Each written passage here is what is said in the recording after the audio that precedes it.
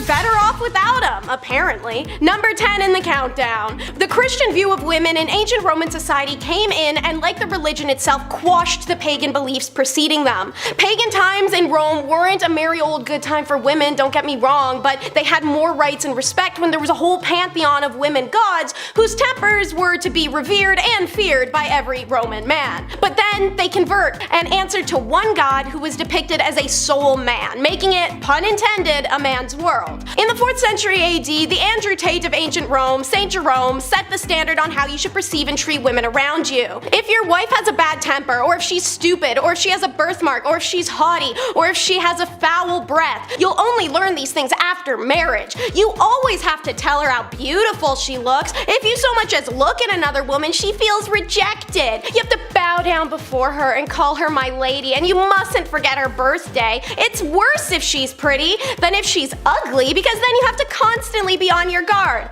Honestly, try and tell me you can't picture some old Roman bald dude in a toga, like white beard, one of those stupid teak tables, wearing the oversized podcast headphones, saying that exact tirade while like Joe Rogan is sitting across from nodding like, yeah man, yeah, that's what's up. Hey dude, kinda makes sense that you're only gonna find out about her personality after you married her, when y'all don't even know each other when you get married and you bought her at a bride auction like she's a cow for your farm. So, according to St. Jerome, it was better to be alone with God than in the company of a woman. Guess God is a woman, because he was found in bed having an affair with a married one. Oopsies, hypocrite. Do you want to learn more about hypocrisy in the past? Because there's a ton of it. Subscribe to The Hive to see our regularly released history videos. Alrighty, that was a beautiful segue into number 9, the discussion of how women in ancient Rome could be worshipped but never equal. As stated, while Roman society may have been dominated by men, their original godly pantheon was anything but. They bowed to powerful women, begging for mercy or pleasure from their female goddesses. Part of the appeal of Christianity was bowing to a woman no longer. They finally became obsolete, powerless. But they were anything but powerless in the era of Roman paganism. Of the 3 supreme deities worshipped by ancient Romans,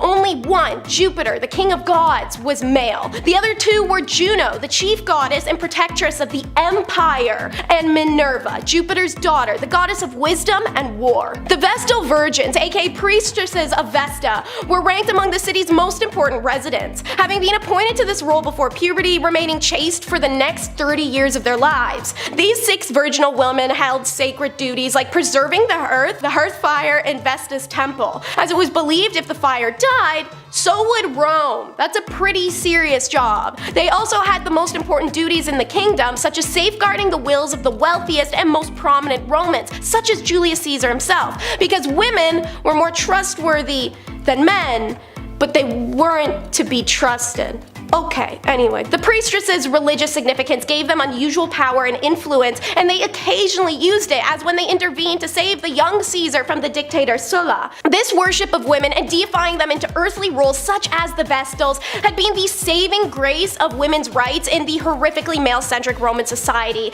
Unfortunately, as said, it was swept away in the name of man. Okay, a break from sad lady facts. For number 8, let's cover warrior women. Yeah, now that's more like it. So, from the northernmost tip of the border with Asia, plenty of ancient European armies were happy to welcome women into their ranks. But historians always agree upon one exception, where the army and navy were almost 99.9% men. Can you guess who it is from the title of the video? Women may have been banned legally from joining the army, but your average Roman soldier would have seen their fair share of female combatants, as well as their own women on the home front. Professor Valentine J. Belfiglio shared that Roman women were capable of close combat as well. Not only were they frequent competitors in gladiatorial shows, but they, like the women of the clans fighting against the invading Romans, were known to take up arms in warfare, albeit in a non-official, unsanctioned capacity. History tells of a few of these women, such as Cloelia, who in 506 BCE freed herself and 20 others from the Etruscan camp and swam them home through enemy spears. For her courage, the Romans erected a bronze equestrian statue with the heroine seated upon it. Belfiglio notes, on the highest point, a along the sacred way. When the Carthaginian general Hannibal was invading, women and men inhabitants fought valiantly, and they burned his siege engines together. Hannibal would later face and lose to the honored Busa, who aided Roman fugitives from his war regime. So, in summary, women may have been banned legally from joining the army, but your average Roman soldier would have battled against and sometimes besides women despite that. The name game! It's number 7 in the countdown. Women, like a lazy boy chair, an ice maker, or owning a cat, were possessions in ancient Rome. And so, like the college roommate who complained if you moved their toaster 2 inches to the left, they put their name on it. Not in a label maker fashion, more so in a recycle fashion. From the moment of their birth, women were viewed under male authority. Therefore, the name of a baby girl would be close to her father's. For example, Claudius may have a daughter named Claudia. Augustus becomes Augusta. Constantine, Constantina. Okay, so maybe the rule was just whatever the last letter was, swap it to an A. Ironically, this is why a lot of women's names end with an sound. Talk about making historical waves, seeing as our society still inherently perceives names with that ending as sounding feminine. As the empire grew older, women in the ancient Rome were granted more freedom, often by sheer number of children they bore. 3 children could allow a woman to become independent. Independence meant no more naming your kids after their dad, which isn't fair anyways because I'm sorry, but who carried this kid for 12 months and then had to push it out? Thus, daughters started being named after goddesses, their mothers, their aunts, and plants. Punishment number 6 is marks and tattoos. European medieval period started with the fall of Rome in 476 AD and extended to roughly 1450. Meanwhile, a fun fact, the Americas never experienced a medieval period because a feudal system was never actually established in that hemisphere. In Nathaniel Hawthorne's The Scarlet Letter, protagonist Hester Prynne is marked with a red A to see her as an adulterer. This was practiced in a few regions of medieval Europe, such as Spain, France, even Britain. However, it was reserved for working girls and their keepers, and continued well out of the medieval period until the Achaean regime. Women who committed the crime of Puritanism were branded with hot iron to show the world how frivolous they are. The working girls received a P on the arm, the booty, or the forehead, which I feel is a bit vindictive and personal. Meanwhile, the keepers were branded with an M, accompanied by a fleur-de-lis. King Charles IV even made them outlaws, stating that may all girls of joy and public women desolate from our court in said time under pain of whip and mark. After the establishment of the New World, which is out of the medieval period, but as stated, the Americas didn't have one, we see branding laws in colonies more akin to Hawthorne's Scarlet Letter, such as the 1658 Plymouth Law that stated adulterers must mark every garment they own to identify them of their crime. Adulterers seen publicly without their letters were subjected to public whipping and further humiliation. Punishment number 5 is just gross. The medieval and feudal periods of Japan, they hold hands on this one, stretched from 1185 to 1603 CE, and they easily had one of the most disgusting punishments I've heard of for female adultery, suspected or confirmed. It existed from the 12th to the 9th century Japan, however it was more so practiced in remote villages. A wife accused of adultery was punished by a defacing, and this defacing was done by seed, exactly the type of seed you're thinking, so I'm going to be talking around the subject due to a graphic nature. If a husband suspected that his wife had been unfaithful, he and his friends would take her to a remote area where she'd be restrained, and the men would take turns standing above her and deface her. When the adultery isn't suspected but actually caught and confirmed, the adulteress would be led through the village naked before tied up in the center on her knees. Paper screens would be set up around her so that the men in the village who were urged to participate in this horrific act of public shaming may have privacy while they deface her. The screens only protected the men from indecency. The adulteress would remain exposed for the public to see what was happening to her. Punishment number 4 is working girl. Hard to follow up that last one with anything worse or more gross, but the medieval Japan had an eye for an eye judicial system that balanced crime and punishment. Japan had no gender bias, and crimes done by women were not punished lightly, the way counterparts in Europe or China would have. Equal punishments were imposed for the same crime no matter the gender. So it's a bit strange that arsonists would be burnt at the stake, thieves have their hands cut off, liars lost their tongues and ears, but women committed a petty crime and was sentenced to work time duration as a working girl, which arguably is not even close to payment in kind. Additionally, a woman could have her head shaved as punishment for her crime. In larger empires, this was often the punishment for adultery, which is far better off than the one in the villages. The husband would also be granted an automatic divorce from his now bald and weepy ex-wife. Since punishment was equal, a man got his head shaved too, had to repay dowry, and get publicly shamed, right? No, and his wife wasn't allowed to leave him for it either. Punishment number 3 is scaphism. Back in the medieval Persia, this punishment was death by being eaten alive. It had taken place in a swamp or somewhere where the boats, which would be 2 canoe-like boats or 1 hollowed out tree, could lie exposed to the sun. The victim would be tied inside the space with their head, hands, and feet exposed if possible, at which point the victim is force-fed honey and milk. This is a messy process. It'll splatter and spill everywhere. However, whatever the victim does swallow inevitably becomes diarrhea. The idea was that this would attract every insect, vermin, and wild animal in the area. Very soon afterwards, flies and rats, for instance, would show up and start attacking the victim, eating the mixture of milk and honey, but also eating the person alive in the process. Once the diarrhea kicks in, it attracts other animals, especially the rats, who will begin feasting on you as well and sometimes enter you. Death usually came from septic shock or gangrene because the victim would be force-fed this honey and milk every day until they died, meaning dehydration was no issue. Religious fallacy, coup attempts,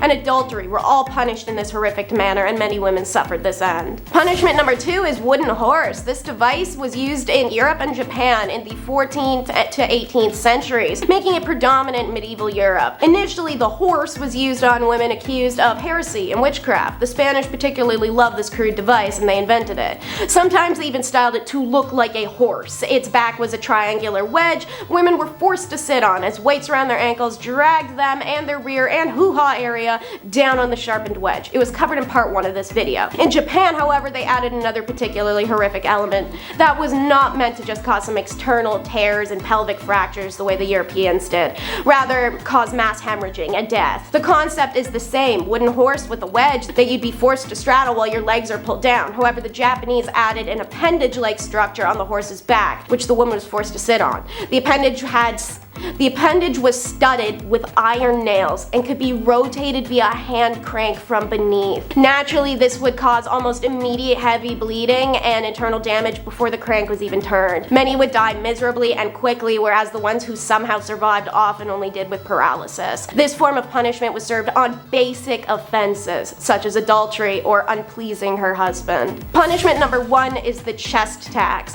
Imagine taxing someone for what's on their chest. Now imagine taxing someone for what's on their chest and for them trying to cover it. Over in India, this was a reality imposed by the king of the erstwhile state of Travancore, one of the 550 princely states that existed in British-ruled India. The chest tax was imposed on lower-class women if they covered their chest in public, and it was to discourage them from doing so. The purpose of this tax was to maintain caste structure, said Dr. Shiva K.M., an associate professor of gender ecology. Social customs on clothing were tailored to a person's caste status, which meant that they could be identified by merely how they dressed. The village legend of Nangali is about a woman who supposedly cut off her girls in an effort to protest against the caste-based chest tax. Nangali belonged to the Abhava caste. Her community was required to pay the tax alongside many other lower castes, but villagers say she decided to protest by covering her chest without paying the chest tax. When the tax inspector heard she was refusing to pay the tax, he went to her house to ask her to stop breaking the law. She still refused and instead cut her girls off her chest in protest instead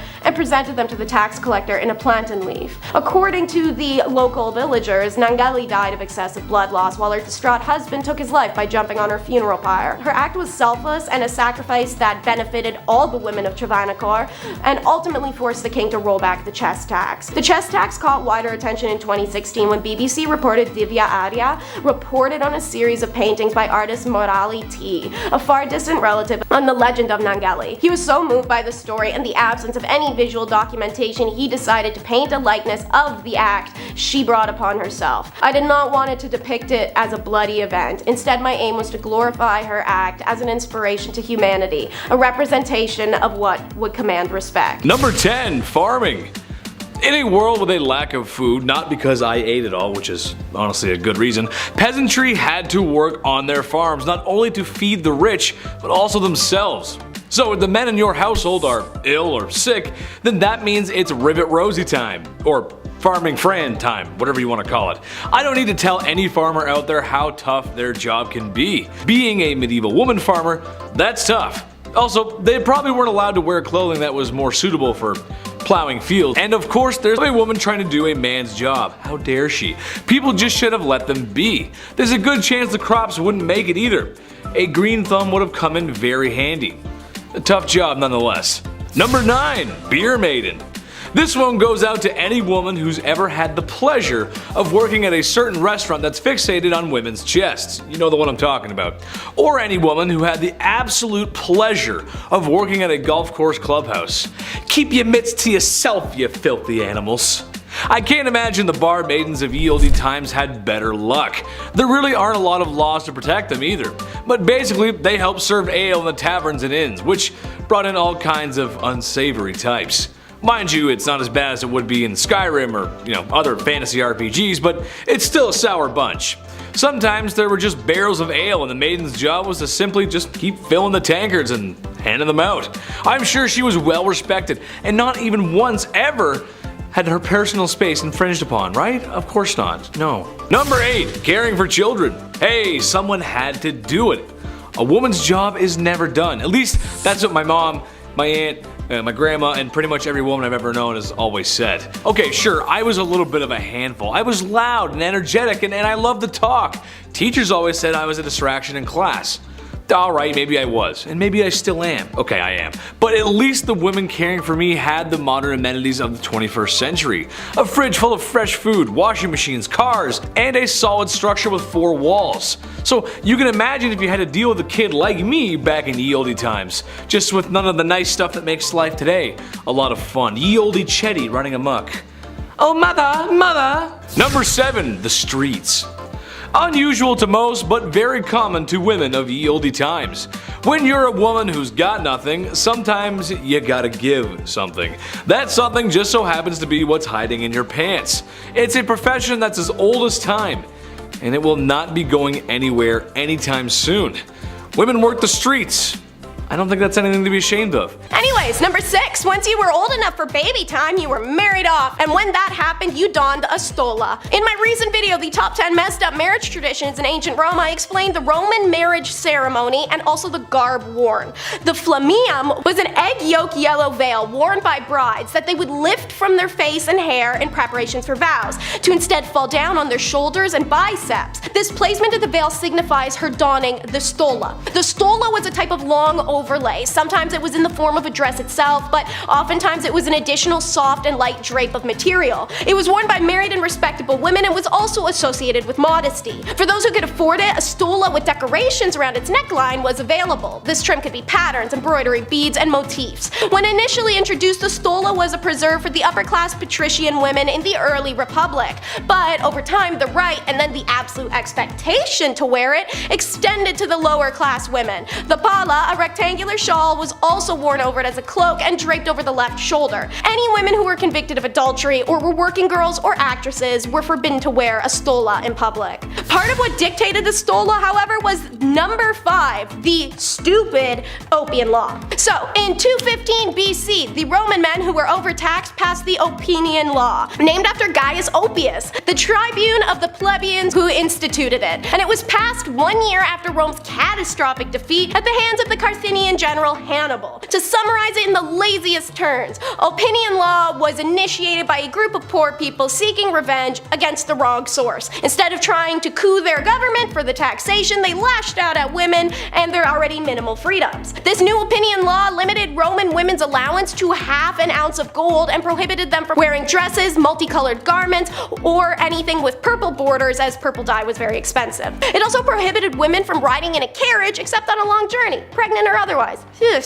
20 years after it's imposed, Marcus Fundanius and Lucius Valerius, the tribunes of the people, brought a motion to repeal the Oppian Law. Noblemen came forward hoping to persuade or dissuade them. A crowd of both supporters and opponents filled the Capitoline Hill. The matrons and maids of Rome, whom neither council, shame, husband, and father's orders could keep them at home, proceeded to blockade every street in the city and every entrance to the forum. As the men opposing came down to the forum, the women tried to reason with them to let them too have back the luxuries they'd enjoyed before. The Republic was thriving, and that everyone's private wealth has increased with every day. When the speeches for and against the law had been made, even more women poured into the public the next day when the vote was to be cast. Together, they besieged the door of the Brutuses, who were vetoing the decision to repeal the law, and they didn't stop until the tribunes changed their minds. The women of Rome, as a collective, forced the men to repeal their biased law. Number 4 is a bit of a strange one. It's what's best. Wealthy Roman women didn't believe in breastfeeding their own children. Instead, they handed them over to a wet nurse, usually a prisoner or a hired free woman who was contracted to provide this service. Soranus, the influential author of a 2nd century work on gynecology, prescribed that a wet nurse's milk might be preferable in the days after birth, on the grounds that the mother could become too exhausted to feed. He did not approve of feeding on demand and recommended that solids such as bread soaked in grape juice should be introduced at 6 months. Soranus also pointed to the possible benefits of employing Greek wet nurses, who could pass on the gift of her mother's tongue to her charge. Did he think that she would be able to give language through breast milk? You know what? Never mind. This flew in the face of advice from most Roman physicians and philosophers who always suggested that mother's milk was the best for both the child and the mother's health and moral character, on the grounds that wet nurses may pass on, not kidding, their crappy flaws or personality to the baby. These same men also usually pitched that women who did not feed their own child were lazy, vain, and unnatural, and only cared about possible damages to their figures. The hatred of women was very real. Alright, well, let's get away from the terrible medical beliefs of ancient men. Number 3 will be the OG hair extensions. Historical evidence from Pompeii suggests hairdressing shops known as torresos existed. It makes sense. Roman women did have certain hairstyles expected of them based off class or marital status. E.g., unmarried women put their hair up in woolen bands when going out and added a gauzy hair veil to boot. While single women were expected to have their hair up, it doesn't mean it couldn't be styled. They pepper in braids, twists, and curls. More noble or prestigious women could arrange their hair more elaborately in various styles such as long curls and waves. The curls would be made by dipping tongs in fire. Cool, right? But one specifically weird little tidbit is that brunette, ginger, and raven hair Roman women had a fixation with blonde hair. This interest was caused when Roman warriors brought back captured women from France and Germany and quickly became incorporated into the imagery of their gods and goddesses, who oftentimes had dark hair or the more heavenly and revered color of ginger before this point. The Roman ladies would dye their hair blonde with pastes and powders in order to copy the blonde hair of their working girls and captives, but the color would eventually come off as they hadn't figured out the chemical composition to permanently bleach hair yet. To solve this vanity issue, the hair of the blonde working and captive girls was chopped off so Roman women could wear it as wigs. Might as well make number 2 all about the Roman face mask then. Why? Because it was gross. Just so gross. Y'all ready? Homegirls back in the day made face masks composed of sheep's wool soaked in a soupy paste mixture of animal placenta, excrement, and urine, as well as sulfur, abrasive oyster shells, and bile.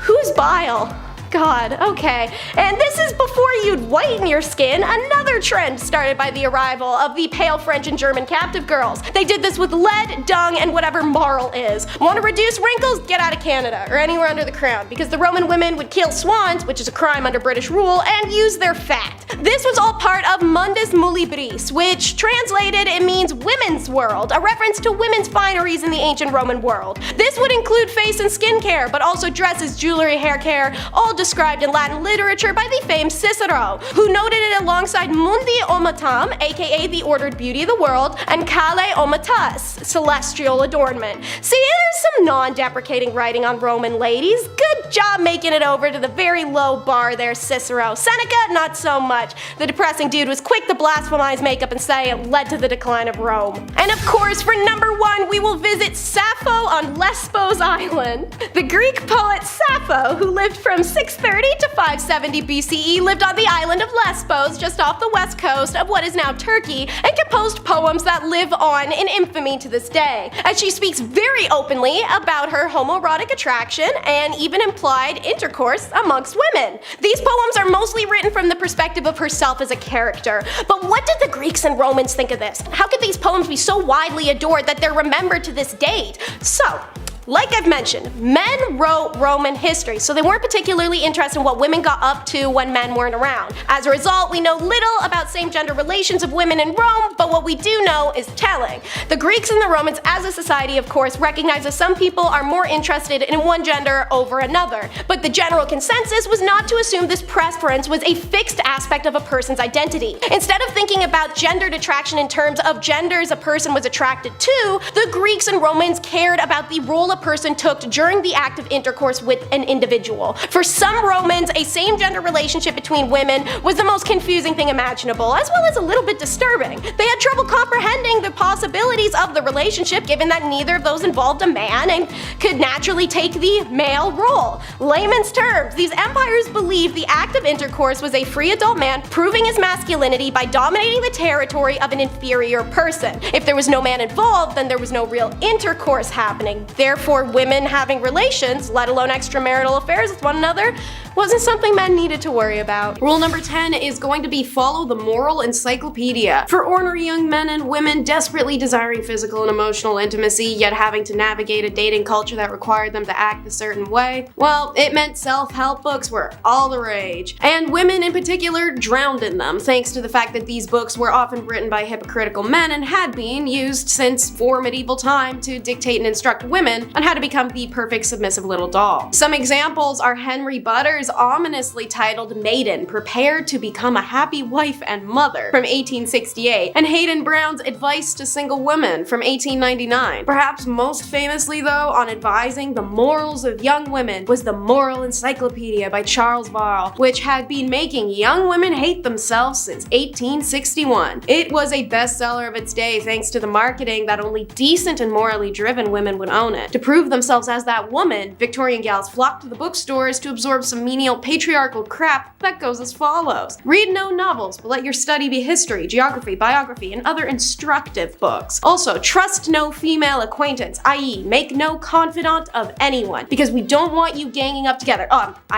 Possibly breaking your feeble tongues, having a conversation. Oh, and if you get a pimple, expect nobody to ever love you again. To quote, remember that whereas the character of a young lady is considered angelic, and blemish in it would withdraw the respect men have for you. Rule number 9 is to follow a handbook of etiquette for ladies. Following on a similar sales tactic of gaslighting, only perfect and honorable women know all the rules of etiquette. Oh, you don't? Oh, well, that's such a shame. Now you lose all your honor. You know, though, I can help you out. It's pretty convenient that right here behind me, I have this book I wrote and it has all the rules. I mean, I can give it to you so you can restore your honor if you give me like $30, I don't know. So, what's in this immensely popular bestseller from the 1860s that bullies women? Well, I'm so glad you asked. First up, keep that bling to a minimum, mamas, as you should never wear mosaic gold or paste diamonds. They are representative of a mean ambition to appear what you are not, and most likely what you ought not to wish to be. You got a problem with that? Well, sucks. Pipe down, because it's better to say too little than too much in company. Let your conversation be consistent with your gender and age. Don't forget to never talk about yourself either, as such discussions cannot be interesting to others, and the probability is that the most patient listener is laying the foundation for some tale to make you appear ridiculous. If you do open your mouth and your choice is to be a dirty joke, girl, BFF, because a double entendre is detestable in a woman, especially when perpetrated in the presence of men. No man of taste can respect any woman who's guilty of it. Oh, my personal favorite. Did you break something while a guest in someone else's house? Nah. As a lady, you can't do that. It's not possible. Pretend like nothing ever happened. Don't own up to it and gaslight your host. If at another's house, should you break anything, do not appear to notice it. Your hostess, if a lady, would take no notice of the calamity, nor say, as is sometimes done by ill-bred persons, oh, it is of no consequence. Rule number 8 is having a dress for all occasions. Should you not? Well, that's not proper etiquette. As a middle or upper middle class Victorian woman, your job was to spend your day like a Bratz doll, changing every few hours. This is because of the strict etiquette of the time, which dictated that certain dresses were for certain activities, which meant you had to plan your errands around your outfit changes that made it possible for you to run your errands. Isn't that fun? Women would start with the morning time dress, which was relatively comfortable by Victorian standards. However, for us, it would still feel like wearing an iron reinforced tube sock on our entire body. It was simpler in appearance and designed for only the home. Want to take a stroll in the park? Out of the morning dress and into the walking dress. The skirts are shorter by several inches and didn't have a train, so they weren't dragging a leaf pile behind them as they went. The materials were usually rich in color and pattern to be admired amongst the greenery. When women returned home from their daily walk, they would change inclusion in dress number 3, or the afternoon dress for receiving visitors or visiting others. The skirts had a longer train and the neckline was usually a little lower. After some visiting time, dress number 4 gets whipped out for dinner, and it was the most formal of all casual dresses. Usually silks, satins, velvets, exactly the type of precious material you want to spill food on. Ball gowns weren't for regular wear, but they were required for fancy occasions, so you had to own them too. Rule number 7 is to mourn properly. Another dress all women owned was an all-black mourning dress. They kept these bad boys on lock for whenever someone died, which was arguably something to look forward to in the Victorian era. Thanks to Victoria being the most extraordinary and dramatic woman of all time when her husband Prince Albert died in 1861, and she spent a bajillion years dressing like a vampire and wearing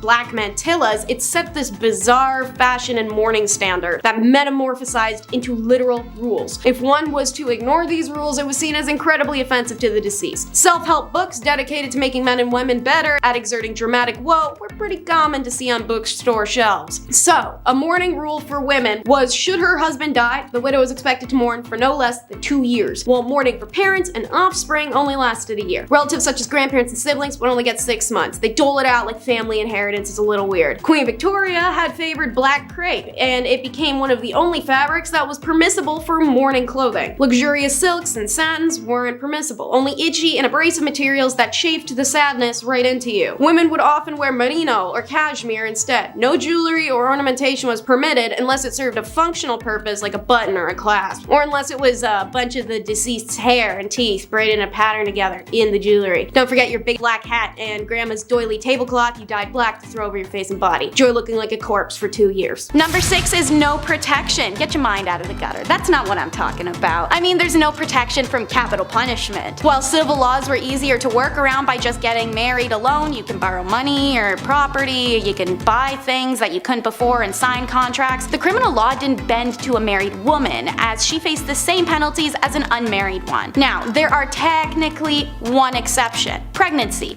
but only because it could potentially be a boy, which is insane. Additionally, all women were exempt from certain torts, such as the breaking wheel. But man, when a woman got capital punishment, it was the one and only form, and it was the most brutal and painful one: burning at the stake. By the way, they claimed this was the only and the necessary option of execution for a woman, as it's a preservation of female modesty. Apparently, other forms of execution were unbecoming of a woman. Although there may be some truth to this wild justification, modern historians have rounded it down to just misogyny, as well as a deep-rooted suspicion and dislike of women as the root of this execution decision. Essentially, when given the opportunity to punish a woman, men went ham for it and wanted to see her suffer as much as possible. So women experienced the worst executions of the Dark Ages. Number 5 is why women want to stay in religious favor. In medieval Europe, a device was literally invented for women who defied their religious beliefs. Pyramid-shaped and made of wood, the woman who dared to defy her god should fear this. See, they would bind the woman's hands and ankles and then sit one of her 2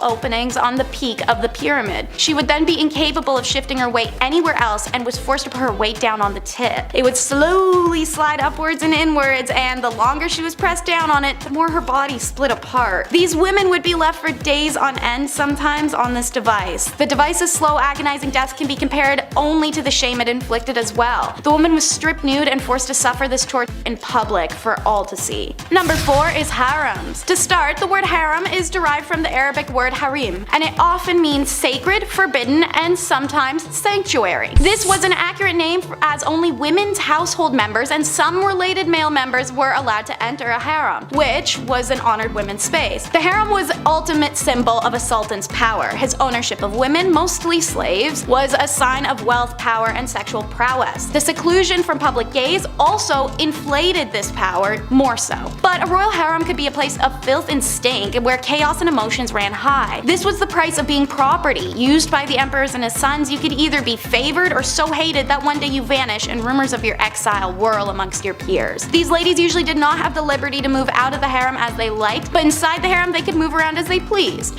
There was no sisterhood in them either. Socializing amongst themselves was usually not friendly, and jealousies were shown directly. Makes sense, as status and position of authority in the harem were determined by the place that they had in the emperor's favor, and to give the king his first male child child was a great competition in this regard, resulted in unpleasantness through the royal harem. Everyone tried their best to please the emperor and turned her bad qualities like jealousy, aggression, or short-tempered attitude onto other women. Seeing as many of these women were stolen from outside the empire, let alone inside, frustration with language barrier and culture clash was also a huge source of contempt. Sometimes the women would lie to the sultan to have others disposed of, or they'd simply gang up on one another. Regardless, harems were places of drama, inequality, and a race to be favored as a ticket out of sexual servitude. Hidden sexuality is number 3. There were plenty of mainstream laws in medieval and Middle Europe against male homosexuality, and while it wasn't considered as serious, lesbianism still posed a threat to the ideals of a male-centric societal order. A law written in 1260 France stated that women caught engaging in homosexuality shall undergo mutilation on her first and second offense, and on her third she must be burned. This is one of the only laws to specify consequences for lesbianism, but the 13th century and Christian perspective of sex radicalized further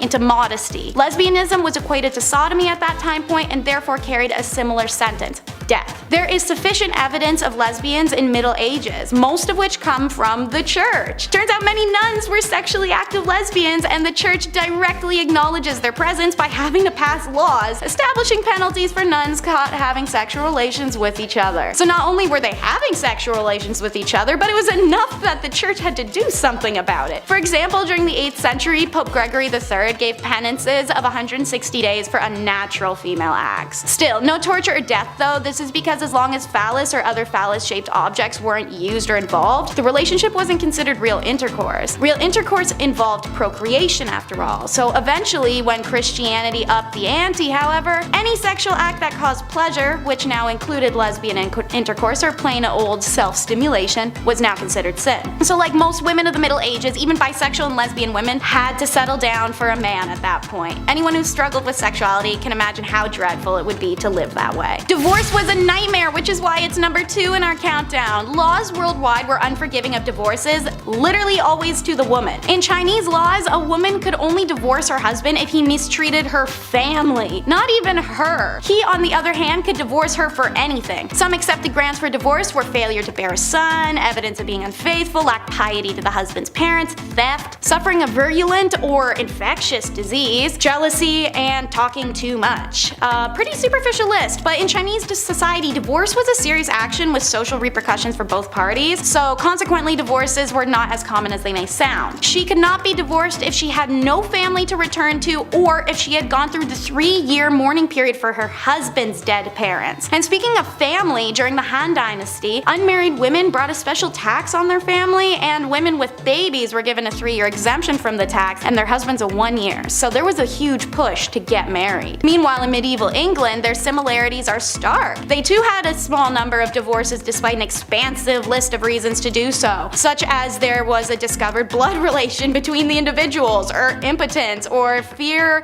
used to obtain consent, marriages entered into under false pretenses, things like that. In many of these cases, the lack of sufficient evidence made them difficult to prove and thus deterred people from taking their cases to court. And number 1 is the tradition of foot binding. It existed for around 10 centuries, and there are women alive today who still have feet that are the result of feet binding. Foot binding involves systematically breaking the feet and shaping them inwards. This tradition started in the 5 Dynasties 10 states period of the 10th century, when beloved concubine of the emperor built a gilt lotus flower stage and performed a dance on bound hoof-shaped feet. Being a beloved concubine, the other concubines of the emperor attempted to imitate her feet to curry his favor. So foot binding began within the royal court and spread through China as the next fashion fad. It's done in a ritualistic ceremony accompanied by a variety of traditions to ward off any bad luck. They began by tucking the toes under the feet and using a long, tight ribbon wrapped up to the ankle to hold it all in place. Anytime the foot grew, they broke it inwards more, a process usually taking 2 to 3 years. The foot would remain bound for the rest of a woman's life. There is a whole list of issues this caused. Outside of extreme agony and being a handicap, it caused some women pain for the rest of their life. Their walk was changed, as was their posture, and the idealism of a slim body to lighten the pressure on one's feet was all the rage. The binding of feet actually caused the women to develop strong muscles in their hips, thighs, and buttocks, so much that the characteristics were considered physically attractive to Chinese men of the area, aka the girlies were thick. When colonization came to China, Western women boycotted foot binding, going as far as to catch women with bound feet and cut off their bindings. A humiliation because these women would never ever show their bare feet to anyone, let alone even husbands. And many of these women lost their husbands when the Western boycott worked. A lot of girls who had had their feet bound in order to become marriageable suddenly found themselves abandoned by their husbands because foot binding was no longer fashionable at all. Number 10. Clara and Katerina Mororova. Clara was actually a very loving and acceptable mother to her two sons, Andrzej and Jacob, where they would take trips and summer camps and she would play with her sons all the time. It wasn't until a new child entered their home by the name of Annika, and Clara and her sister Katerina were part of a cult named the Grail Movement. When Annika came into the picture, it was under the support of Katerina and Clara's sister, where she was told by Katerina that Annika was a 13-year-old who escaped from a trafficking gang that had physically harmed her. Annika was also apparently very sick and suffered many illnesses, which gained Clara's sympathy. Clara wanted to adopt Annika after bonding with her so quickly, and even had a mystery doctor tell her how to take care of Annika. This same doctor told Clara that her sons were a problem and needed to be cured from their evil spirits. It was then Clara would do an affluent amount of violating and harmful things to her biological sons, like shock therapy, making them eat their own flesh, dunk their heads in water, as well as invite others to her cult to do the same. Annika would also lie to make the aggression towards the boys even worse. It was until a man named Edward had a CCTV camera for his newborn baby when Clara was caught in the act. Clara and her sisters were caught, and it turns out Annika was actually a 33-year-old woman posing as a 13-year-old named Barbara, who had a disease that made her look younger than she actually was. She was eventually arrested as well, which if you've seen the movie Orphan, it's actually based where this was from. Clara got 9 years in prison and her sister got 10 years, since her sister Katerina actually knew who Barbara was the whole time. Number 9. Cordelia Botkins. However you were in your relationships or affairs, be aware of ex-lovers who might never want to let you go. Cordelia met her lover, a highly regarded reporter, John Preston Dunning, when he was bicycling in San Francisco. At that point, she was 41 years old, 9 years his senior, and although they were already married to their own partners, John was very smitten by Cordelia. John eventually was left by his wife, who discovered the infidelity, but for Cordelia, her husband was pretty cool with it. John also had issues with gambling debts, and he was let go from his job because he was a heavy drinker, so he had to move in with Botkins' hotel. Their affair lasted for about 3 years, but ended when John was rehired to cover the Spanish-American War. When he left San Fran, he told Cordelia, "Baby girl, I am not coming back," and he even reconciled with his wife because he was leaving for Cuba, where he helped survivors of the Spanish battleships during the Battle of Santiago de Cuba. Cordelia, however, didn't care for this and wanted him back, so she sent anonymous letters to his wife Elizabeth detailing her husband's affairs. Unfortunately, it got worse when Elizabeth opened a box of candies addressed to her and her sister with the words, "With love to yourself and baby, passionately and fond of candy." Elizabeth and her older sister died from arsenic poisoning, and their father was able to decipher their handwriting from the previous letters to Cordelia, and Cordelia went to life imprisonment. Number 8.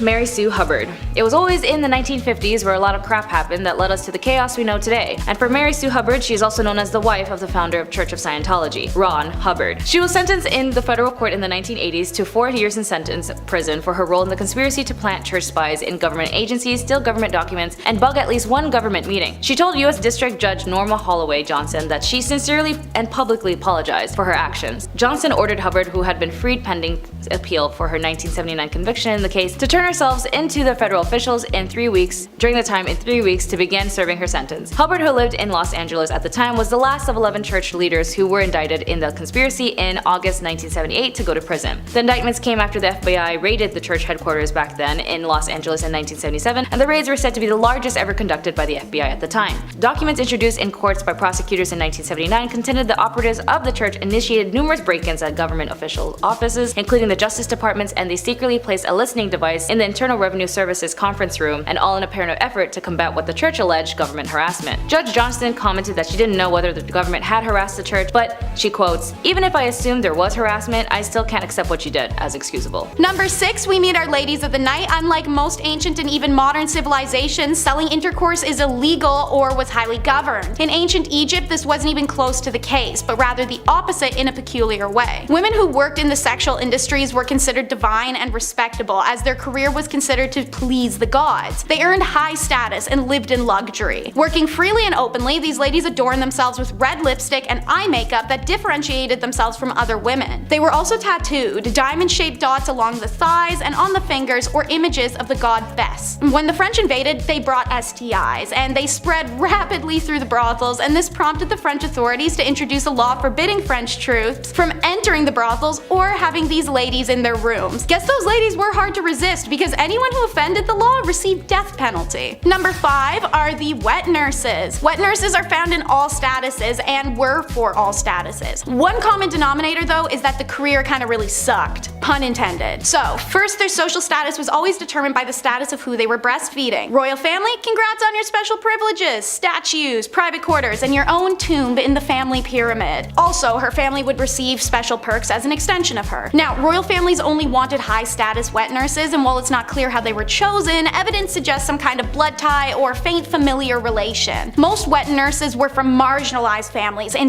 lower socioeconomic statuses and worked under conditions and pre-definitive wages. Wet nurse requirements for any status were intense. She'd have to have given birth at least twice, have a large but healthy body due to the belief that large bodies were more nourishing. Despite that, her breasts should be medium. Too small, not enough food. Too big, the baby's spoiled. In addition to all of these prerequisites, the wet nurse should be sweet-tempered, affectionate, and responsive to her charge. She should also abstain from intercourse because it could reduce her affection towards a child, and they also said no alcohol. A good call, knowing what we know now. Wet nurses were women exploited for the products of their bodies. As slaves, they were coerced for their milk. As lower social status women, they were employed for their bodies to enhance their inadequate domestic status. Even her own household suffered physically and monetarily if a wet nurse defaulted or failed a contract. On the same page, surrogates are number 4. This is a widespread practice in Egypt. The first story of surrogacy found in Genesis 16 of the Bible was the story of infertile Sarah having Egyptian Hagar carry her child for her and her husband Abraham. Even Egyptian pharaohs had used concubines to produce heirs. They often married their sisters or aunts, and children born of these marriages were most of the time not in great or functional health and wouldn't survive. Any child born of a concubine for a pharaoh was accepted as his lawful offspring. Now, they were quite limited in their rights, and they could only inherit the throne in case of the absence of another more entitled heir. Surrogates experienced similar contracts and status leveling as wet nurses. They were desired to be mothers already, have a bigger, healthier body, and naturally beauty was a desired element as well. Women of low status who made a career of surrogacy often died in childbirth or from hemorrhages due to the repetitive birthing process, but for some, it was the only career they could have. Priestess is number 3, and so while it was a male-dominated field, many women were employed as a priestess or a high priestess at the temples around Egypt. Mostly from upper status, many were married to the priests, which they owed their position in society. Despite this, they played roles in the temple rituals, such as servicing goddesses Hathor, Neith, and Pakhet, or working as dancers, musicians, singers, and acrobats in the temple. The most important priestess was known as the god's wife Amun. This woman was usually the daughter of the pharaoh or sometimes his wife. She usually held a very high position in court and performed important rituals to honor the god Amun. The priestess was in charge of managing the gods' affairs, attending to ritual dances and performances, shaking their rattles and rattling their necklaces, which were long and heavily beaded objects. By the beginning of the New Kingdom in 1550, the title Chantress of Amun was used, and it was usually the wives of the priests who gained these elevated positions as well. The concept of a woman as a priest was unheard of in many kingdoms. A high priestess and the reverence and traditions of female gods being led by women were unusual to outsiders of Egypt, who oftentimes restricted most priestly activities to just men. Number 2 is professional mourners. Okay, so here's a weird one. Professional or paid mourning is an occupation not only found in Egypt, but in China, the Mediterranean, and Eastern Europe. This practice is literally paying a stranger to attend a funeral to lament, deliver a eulogy, help comfort the family, entertain, or lay on the ground wailing. There's some range here, depends on what kind of funeral you want to have. These paid mourners made ostentatious displays, messy hair and smudged makeup, wailing, pounding on the ground or their chests, throwing themselves about as they smeared dirt and sand all over their body while they screamed. It's a full spectacle. Now, another depiction of the paid mourners in Egypt is a little more chill. 2 women impersonating the goddesses Isis and Nephthys. They were believed to play a special role in someone's death. Most inscriptions of a funeral where they are present as paid mourners, they are on each side of the corpse and their bodies are fully shaved. These women also had to be childless and have a tattoo of either Isis or Nephthys' name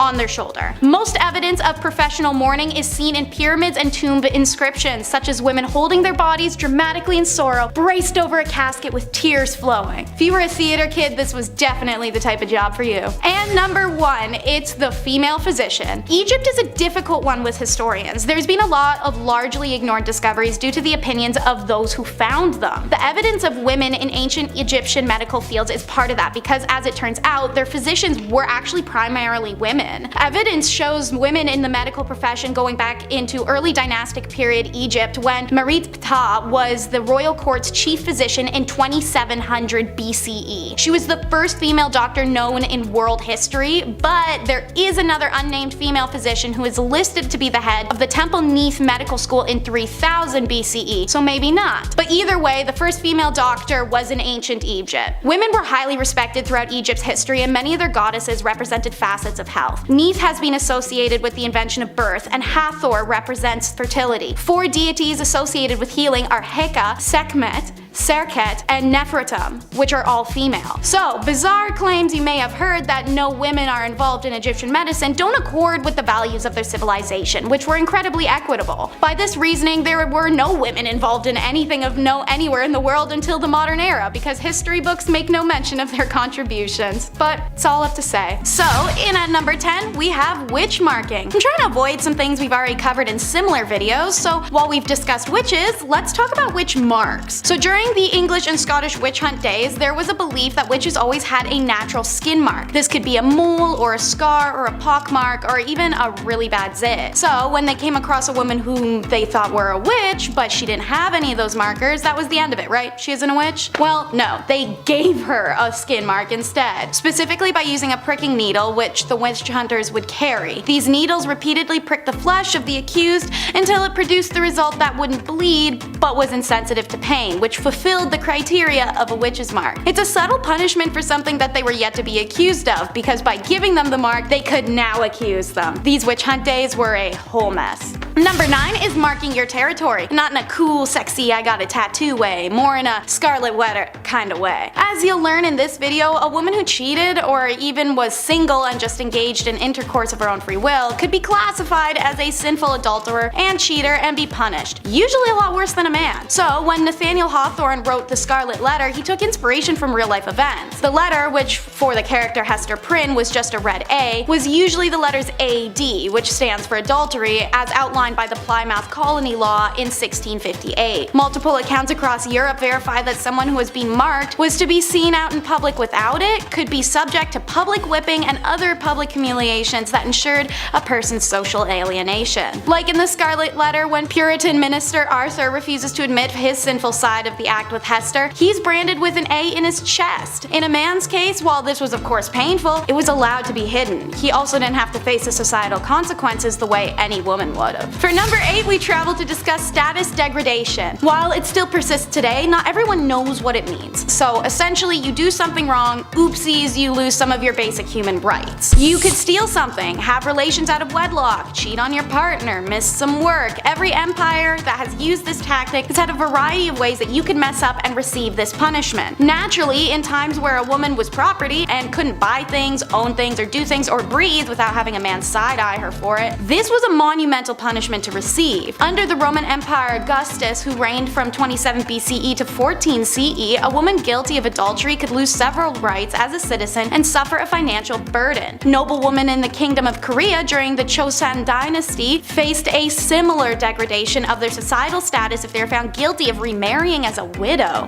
This intentionally made it hard for Korean women to remarry, as they would have nothing to offer a new husband, no inherited lands or funds, and a societal belief deemed her as used goods. Even the descendants of widows of the time who had remarried faced status degradation. They were barred from ever holding office. Adulteresses in the Chosun were stripped of many of their rights and privileges once they were demoted to low-born statuses. As serious as these punishments may seem, some high-status women who committed adultery in the Chosun dynasty faced an even graver punishment, which was death. So why take someone's status from them as a criminal punishment? Well, because aside from the fact as a woman you'd essentially be left jobless, homeless, and without any family, it's because of the cheater's fama, number 7. While fama is a Latin term for reputation and good name, every country had its own version of this fama. And if you cheated, or were even just accused of cheating in 13th century France, which by the way happened a lot because husbands just want to get rid of their wives, the woman was always the center of the punishment, even if that was the man who had been cheating. This is because the status is all a woman ever had for a very long time, and the name of her family's reputation laid on her shoulders. Thus, all that pressure to be religious, virtuous, and most importantly, a submissive woman. The customary laws of Agen province list public humiliation for both the wife and her lover as the appropriate punishment for adultery. If the man could escape before or even after arrest, he could get off without any punishment, and his partner had to face her punishment alone. The woman got no such reprieve, even if she was just the mistress he cheated on his own wife with. In fact, if she tried to escape arrest, it warranted a death sentence. Women whose fama suffered through public shaming, walk of atonement, were no longer deemed honorable members of society, and seeing as standing of individuals before law at the time was often based on their reputations, what others thought of them, and how they behaved in public,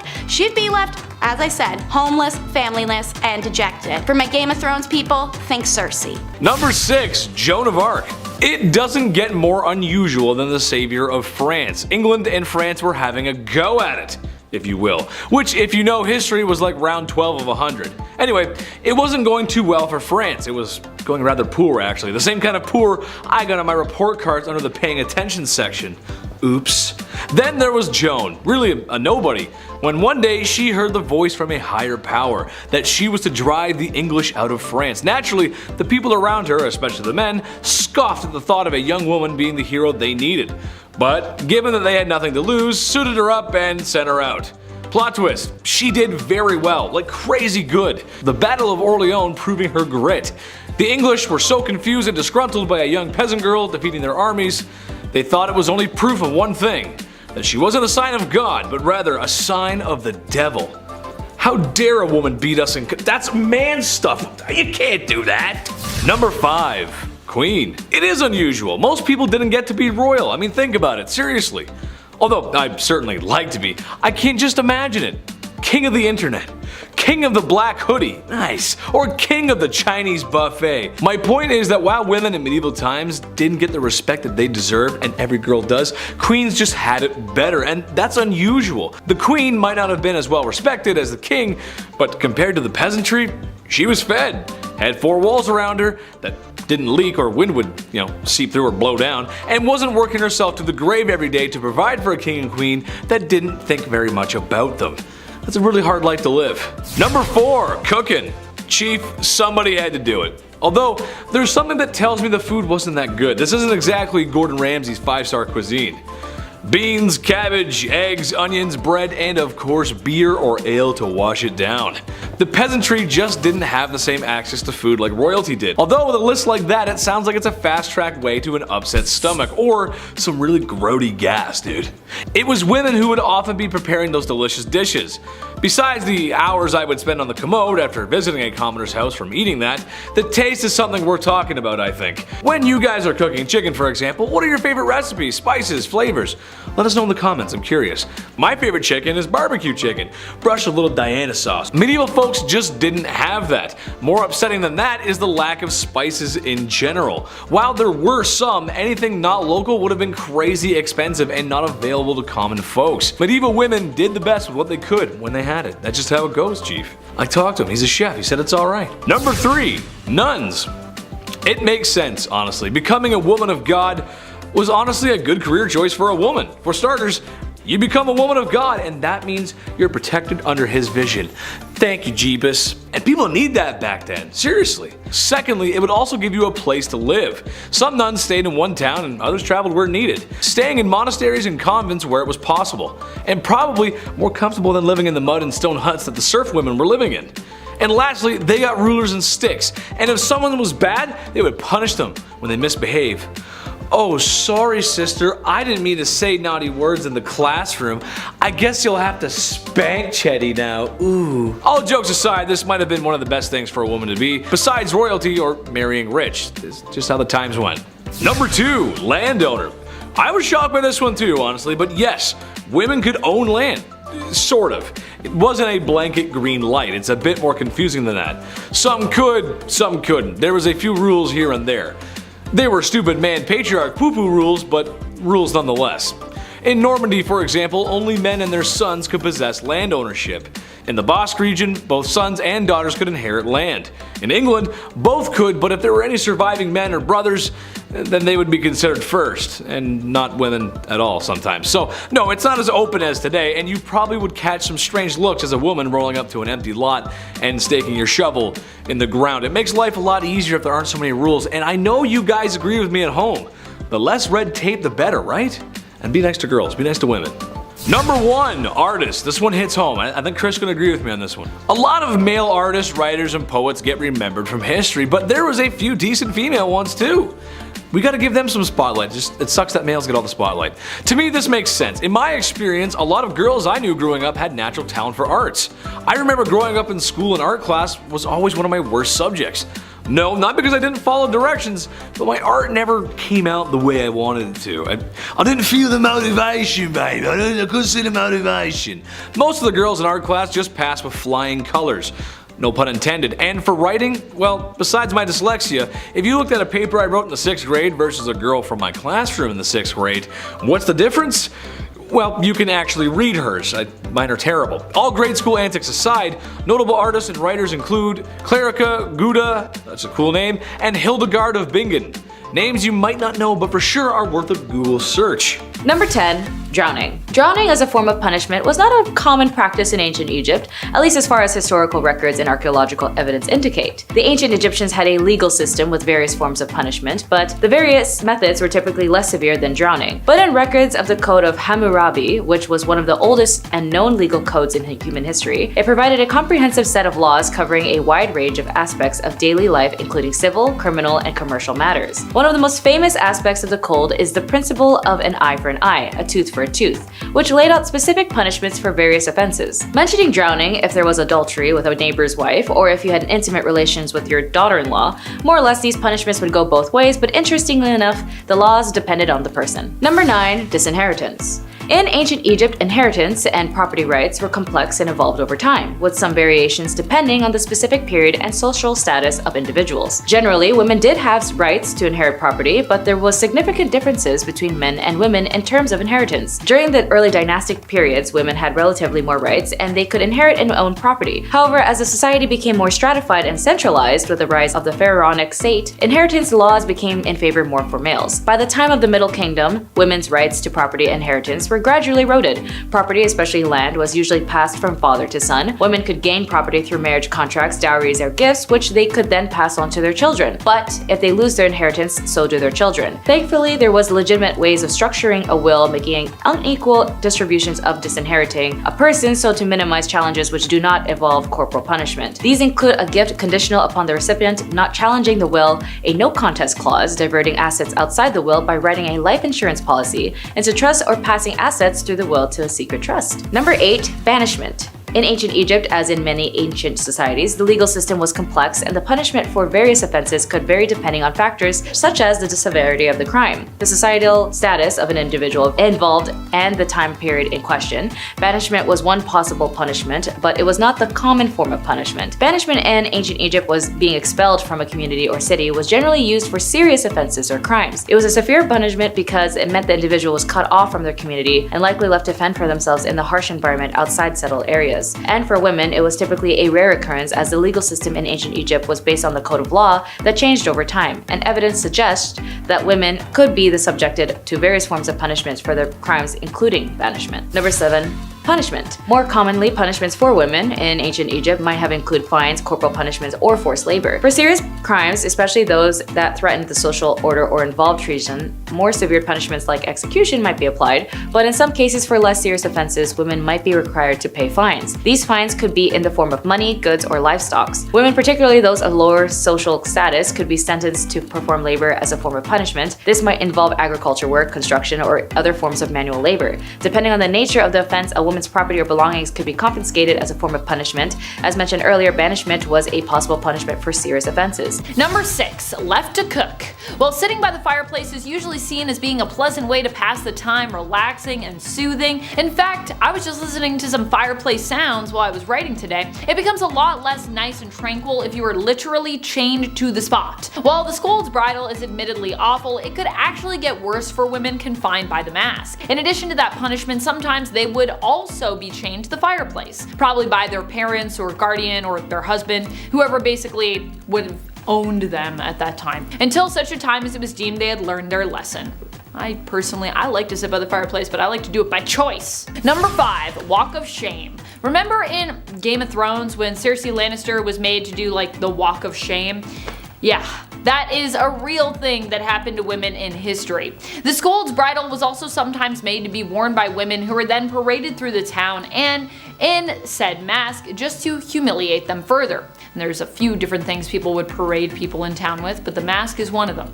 As if just being forced to wear that mask wasn't awful enough. I don't think you need to parade someone around or chain them to a fireplace. I think you can just leave it at the mask, to be honest. Your point would be made. In fact, I don't even think you need the mask at all. Just don't try to make a point to begin with and then we're all good. How about instead we just let women exist and be heard?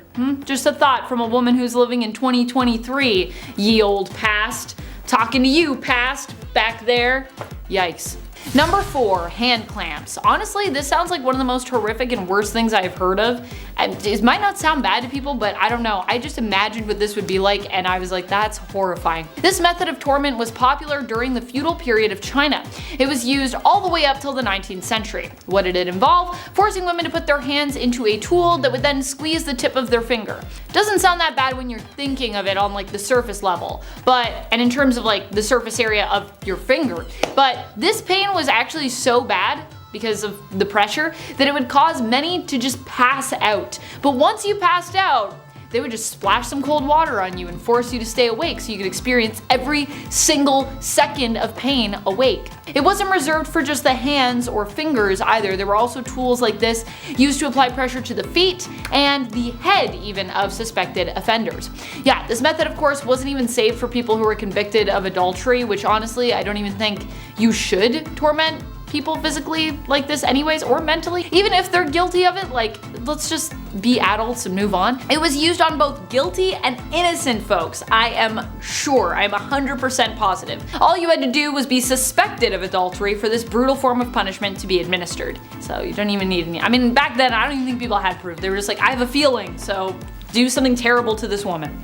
Number 3, ducking stool. Despite being more well known for its use during witch trials, the ducking stool was also something that was used to torment women in the 19th century as well. In fact, documentation of its use exists from as late as 1896. That seems pretty late to me. That's wild. Although I obviously wasn't alive at that time and it was over 100 years ago now, it does not feel that long ago relative to our history and time spent on this earth. Oh boy. A ducking stool was basically a chair, a variation of another stool type used to humiliate people. However, in the case of the ducking stool, you were more than humiliated, you could actually die. Women would be tied to the ducking stool, basically a chair, and then lowered into the water. During the witch trials, this was one of the methods used to discern witches from innocent women. The problem being that witches would apparently survive the process thanks to their wily powers, whereas women would be proclaimed innocent if they could not float, swim, or survive this process, meaning that many that were then deemed innocent wouldn't survive the ducking process. So it seems like a flawed way to test that, you know what I mean? If someone's innocent, I feel like they shouldn't end up dead, but I don't know. Only the witches get to live, and even then they don't get to live. No one gets to live. Are you a woman? No life for you. Sorry. You just gotta move on. That's history for you. Number 2, foot binding. While not a punishment for any misdeed, foot binding was a cultural practice that has often been tied to sexist ideals for women that were created not necessarily by them, but by society at large. The idea with foot binding was to break the bones of young girls' feet so that their feet could be shaped into a small and dainty size. From a young age, their feet were broken, bound, and conditioned so that they would be and remain small into adulthood. While no longer something practiced today, foot binding is an ancient practice that is believed to have originated somewhere around the 10th century. The decline began though around the mid-19th century. That's 9 centuries of foot binding, after questions were raised about the practice in the 18th century. Number 1. Nose cutting. Probably one of the most brutal punishments out there for suspected adultery or promiscuity is the method of nose and ear cutting. This is when women have their noses and or their ears removed. This is done to disfigure the woman and take away the power of her beauty as punishment for whatever misdeed she's accused of. In many cases, women have been punished in this way without even actually being proven to have done anything that is even deemed wrong by whatever moral code you're subscribing to, by whatever whack moral code you are subscribing to. Some women have even been punished this way simply for defending or protecting themselves or others. Typically, nose cutting is reserved as a punishment for women. It happened not just in the 19th century, but before and even after that as well. Number 10. The pillory. Known sometimes as the thew, this was a form of stocks that was used for women. Men weren't the only ones who were condemned to the stocks back in the day. While on paper, standing around in the stocks for a few hours doesn't actually sound that bad, like a bit humiliating and a bit exhausting because you gotta keep your arms up here, but you know, that's about it. In reality, it could actually be very dangerous depending on the crowd's temperaments and the accused's reputation amongst the common folk that had gathered. In some cases, people were badly injured, maimed, blinded, and some actually died as a result of being tormented by those who gathered while they were in the stocks, after suffering great injuries. The unfortunate thing was that you often wouldn't be able to defend yourself because your hands are like restrained. You couldn't move your head, and often your hands are just completely restricted depending on the type of stocks that you're being held in. At least with the thew version, your hands were not restricted because you were like kind of in a collar on a chain, but women also were put in the pillory too, where your hands are restricted, preventing you from defending yourself at all from assailants unless you were being defended by, like, I don't know, guards perhaps. Even then, you're probably still gonna be brutalized in some way. Guards aren't there to, like, you know, make sure that you don't get to feel the punishment. And friends, before I move on to our next spot on this list, if you love what we do here at Bumblebee and you love when we tell you about some honestly very shocking things that happen in history, be sure to click that subscribe button for even more historical and horrific content. Number 9. Drunkard's cloak. While more popular in the 17th and 18th century, there is still documentation of the drunkard's cloak being used into the mid-19th century. It was a punishment given to both men and women, usually those who had a bit too much to drink. However, the punishment was also administered to women who were considered to be promiscuous, like so many of the things that are on this list. If you were sentenced to the drunkard's cloak, you'd basically be made to walk around town in like an upside down, heavy and cumbersome barrel with holes cut out for your head and your hands. Honestly, this is one of the least awful ones on the list. At least you're just in a barrel.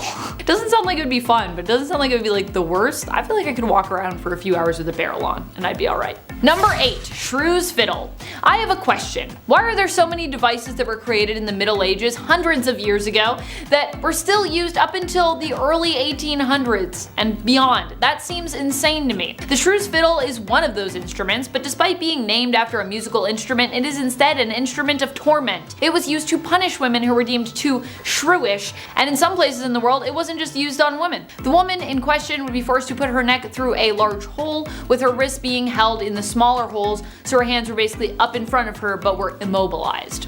Number 7. Scold's bridle. Despite the fact that this device can be traced back to the 1500s, there are also records of it being used as late as the early 1800s into the 19th century, which is honestly crazy to me. Like, I can't even imagine someone trying to silence me with this device today. Goodness, horrific and humiliating. The scold's bridle was used to silence women who were being too loud, either speaking their mind too much, being caught gossiping, or just literally, being too loud. Pretty wild when you think the same society that decided this was a good punishment is also kind of the same society that encouraged women to gossip by pitting them against one another and also, silencing them so that Probably many women felt the only way they might be able to safely speak their minds about something was to, like whisper behind someone's back for fear of them hearing and what would happen then. But then of course, if you do get heard, this is what you get, because people are like, we don't want you to whisper, we just want you to shut up. Seems like a weird cycle though to me. It's like we created the problem and then we just basically punished people for the problem we created.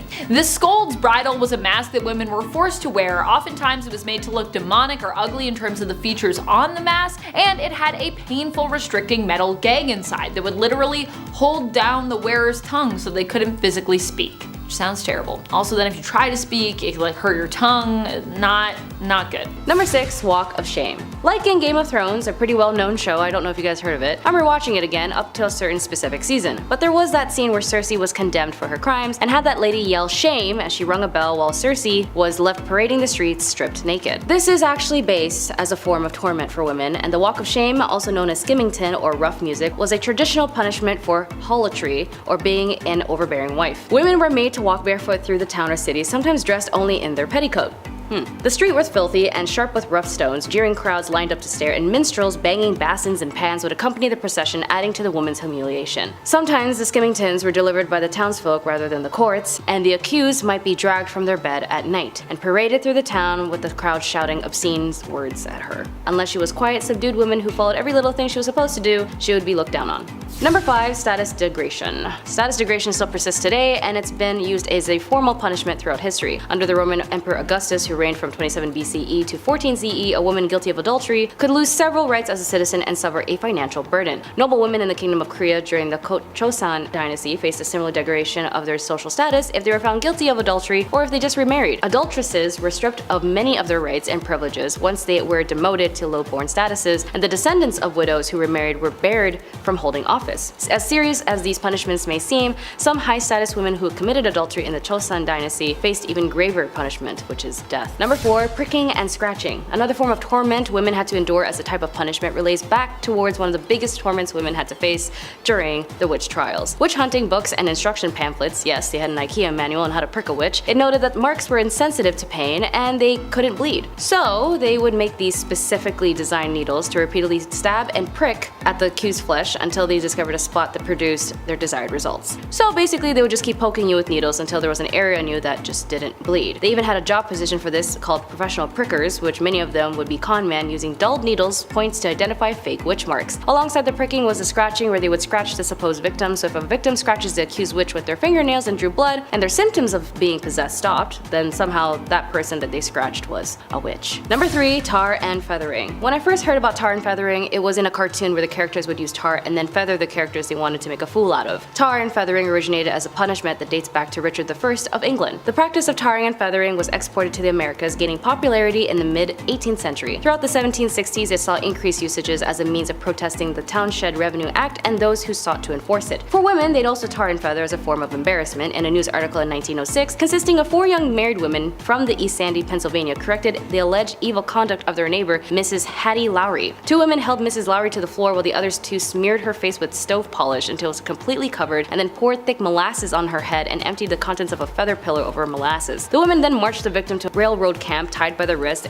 where 200 workmen stopped to watch the spectacle. After parading Mrs. Lowry through the camp, the women tied her to a large box where she remained until a man released her. They did this because they wanted to be part of a vigilant committee which exercises the right to take up the law in their own hands. Reason why they did that to her, though, is still unknown. Justice for Mrs. Lowry. Number 2, amputation. Although it may not seem to be as creative as the other instruments of torture on this list, amputation packed a painful and permanent punch. The body of an ancient Chinese woman from about 3,000 years ago have been found with an amputated feet but in otherwise good health, and all signs point to an ancient Chinese punishment called yue, which was used for over 500 different offenses, including cheating and stealing. In ancient Egypt and the Byzantine Empire, a different type of amputation was common: nose amputation, called rhinotomy, which was a punishment for adulterous women, though it was also used as a punishment for various crimes in medieval and ancient times elsewhere. However, the adulterous man might escape with a less severe punishment like a fine or a beating. Number 1, burnt to death. Although it is noted that the most famous form of torment and method of getting rid of a witch was to burn her or burn them them by the stake. But this was more common in Europe during the very early 1300s to the end of the 17th century. In England and most of their colonies, the witch trials would go on like every other crime, and when someone was convicted of witchcraft, typically they would be hanged. But with the burning alive, that was more specifically used in Europe, especially in Scotland. Women accused of witchcraft and communing with the devil would be burnt, but it was also a common punishment for treason or heresy. A woman might have her limbs covered in tar, as well as being made to wear a tar-soaked dress and bonnet, and she would then be tied up by the neck on a barrel and the fire would be lit. She would be simultaneously burnt and hung in a blazing inferno, or they wouldn't bother to hang her, instead placing a bundle of twigs around her feet so she would be consumed in a sheet of fire and burnt alive. Notably, another famous person who was also in this unfortunate spectacle was Joan of Arc. Satan's ladies. Back in the Dark Ages, women were very much oppressed and incredibly misunderstood. Honestly, if one is to look at the percentage of women who were and weren't accused of witchcraft, and just how easy it was to, quote unquote, prove a woman was a witch, the data is very much skewed. Granted, I'm not about to jump into generalized witch hunt torment right this moment, so bear with me. So back in the Dark Ages, some folks thought that women were Satan's incarnate, and ergo were predisposed to sin, and therefore, by that logic, they had to be witches. Trust me, I know the common sense was missing from that statement. There were 4 reasons why women were considered to be part of the devil's posse, if you will. For starters, it was believed that women were foolish and gullible, which is why they turned to magic. Yeah, that hurt my brain to say. Number 2, because women are insatiable when it comes to carnal pleasures, they seek out help from the devil to satiate their needs. I can think of better ways, but alright. Number 3, women talk a lot and allegedly speak lies because we talk too much. Great, I'm already classifying myself as a witch. Finally, women are weak, and the only way we can seek revenge is by using magic powers and spells. Pardon me, I can feel my brain leaking out of my ears. Sadly, that was the reality back then, because having a personality and independence meant, game over. Number 9, interrogation tactics. So what happens if you do get accused of being a witch, or, Satan's wifey? Time to go through the witch trials, which is a polite way of saying sentenced to torment until you either confessed or someone found proof by ways of a certain marking on your body. Let's talk about one of the most agonizing methods of torment, shall we? If you're, femme presenting and get arrested for something serious and the townspeople want information out of you, they drag you into a dungeon, strip you until you're in the nude, tie a rope around each one of your ankles and hoist you up so that you're upside down with your legs spread apart, and once again in your birthday suit, so probably shivering in the cold. Now here comes the most horrifying part of the whole thing. You know those saws that folks use to cut down trees? Specifically the really big ones that tend to take 2 folks to use? So one of those would be used to slice you in half from the rear to the head.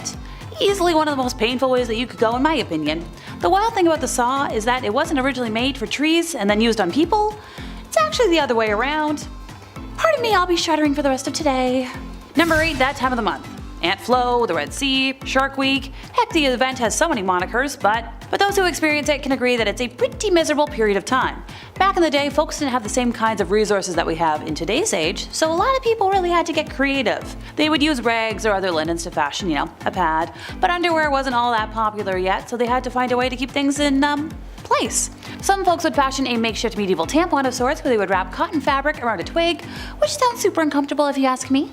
Other folks would seek out bog moss because it was remarkably absorbent, and funny enough the name BLOOD moss became synonymous with it because of its use of treating wounds and in period products. If you didn't have access to those things, some folks would simply resort to wearing red the whole time so everything just sort of blended in. I love the lazy approach. Makes sense to me. Number 7, a ban on stripes.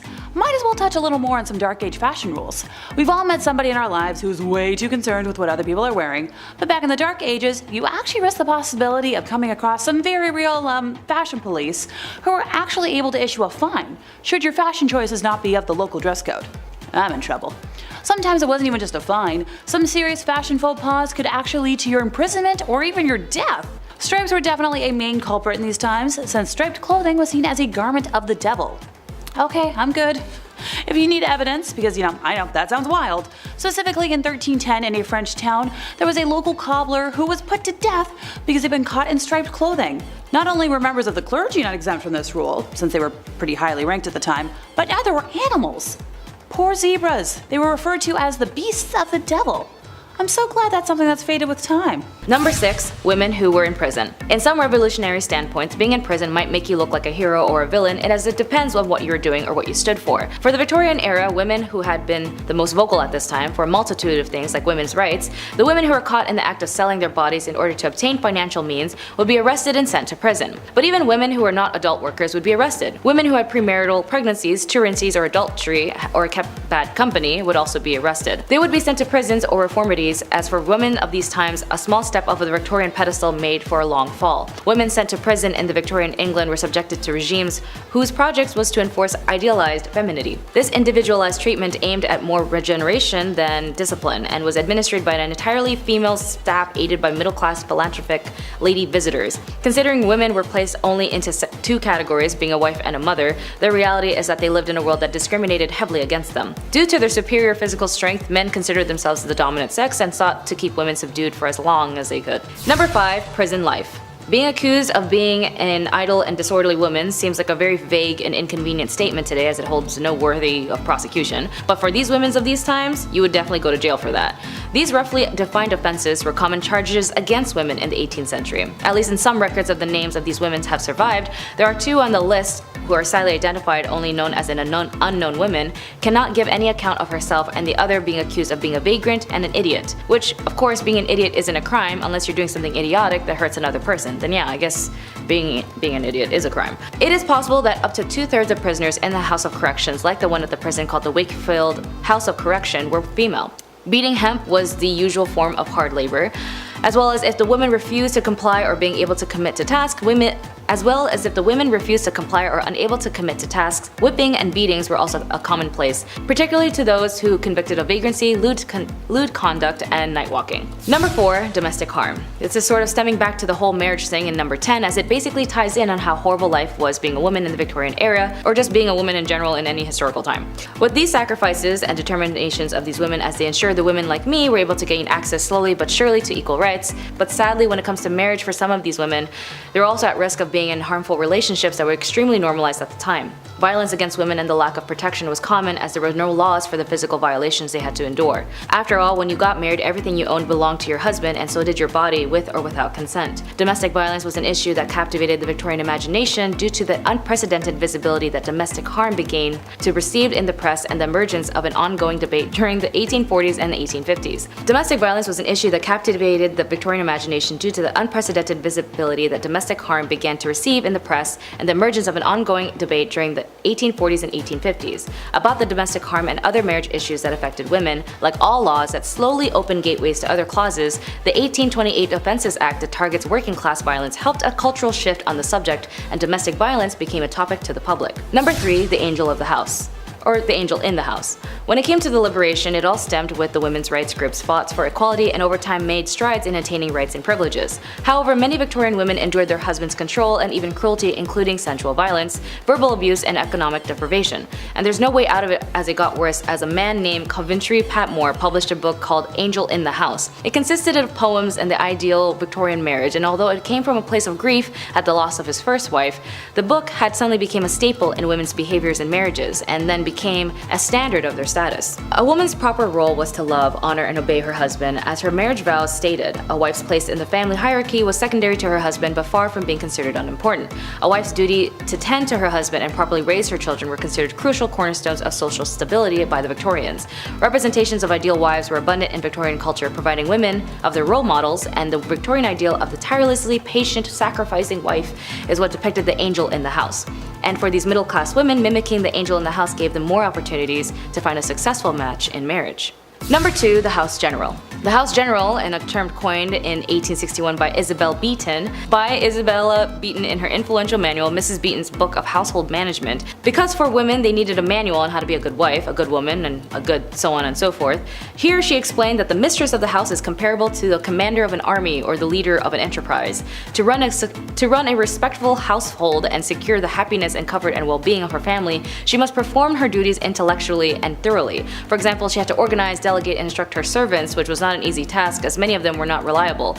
Isabella Beeton's upper-class readers may also have a large complement of domestics, a staff requiring supervisions by mistress of the house. Beeton's advised her readers to maintain a housekeeping account book to track spending. She recommends entries and checking the balance monthly, but also keep in mind this is the same lady who told people to put borax in bread to save money.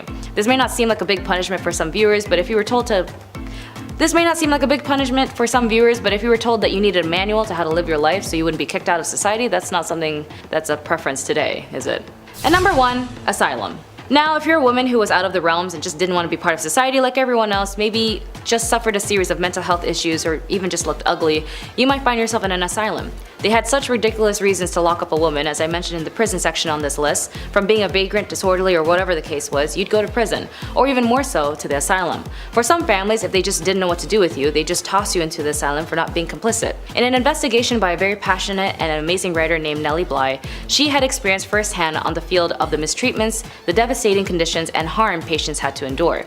In her report published in 1887 and later published in the book 10 Days in the Madhouse, it caused such a sensation it prompted the asylum to implement reforms and shed the light on the significant impact on American culture. Anyways, being a woman was tough as hell in the Victorian era, but with their determination for the right to vote, the women's suffrage movement that enforced lawmakers to ensure them to obtain sustainability today is the reason why there are so many genuinely incredible women who are able to become who they want to be. And it is important to note those who do not know how to look back at where they came from will never get to their destination. So be sure to read up and learn a lot. After all, the answer in our future is laid dormant in our past. Number 10, thews or stalks. Gossiping now is always seen as a bothersome and terrible construct where rumors are spread and information is sent from one end to the room to the other, when in actuality the original history of gossiping was used as a survival tool since time. However, due to the trickling events that would occur in the 12th century to the 21st century, gossip has been accompanied by the dangerous stigmatization of women. And with that in mind, they would be accompanied with a crime of humiliation for gossiping by being locked up by the neck and left outside at the mercy of the mocking crowd. The thew was a type of pillory similar to stocks specifically for women, and the woman would be chained to a post by her neck as a punishment for her crime. Unlike men, her hands weren't tied up, and common crimes include annoying your neighbors by talking too much or consummating outside of marriage. As for example, one woman named Anne Morrow in 1777, she was accused of impersonating a man and marrying another woman. She was put in the pillory and an angry crowd stoned her in resulting of her being blind. Number 9, iron cages. They really didn't like it when women gossiped, or in most cases talked back in the day, especially when she would speak up or just discuss things. But words can only help you unless you speak them, and it's disappointing when people fail to understand that. Women who nagged would have metal spikes forced into their mouths, and the scold bridle was an iron cage for a woman's face, used to punish scolds, women who nagged, gossiped, talked back, or just talked too much. The bridle would be locked onto your head, and the protruding piece of metal covered in spikes would be forced inside your mouth, and every time you moved your tongue, the spikes would lacerate it. Sometimes the bridal woman would be chained to a hook by the fireplace in her home until she had learned her lesson, or she might be led through town wearing the mask to increase her humiliation. Number 8, duck the scold.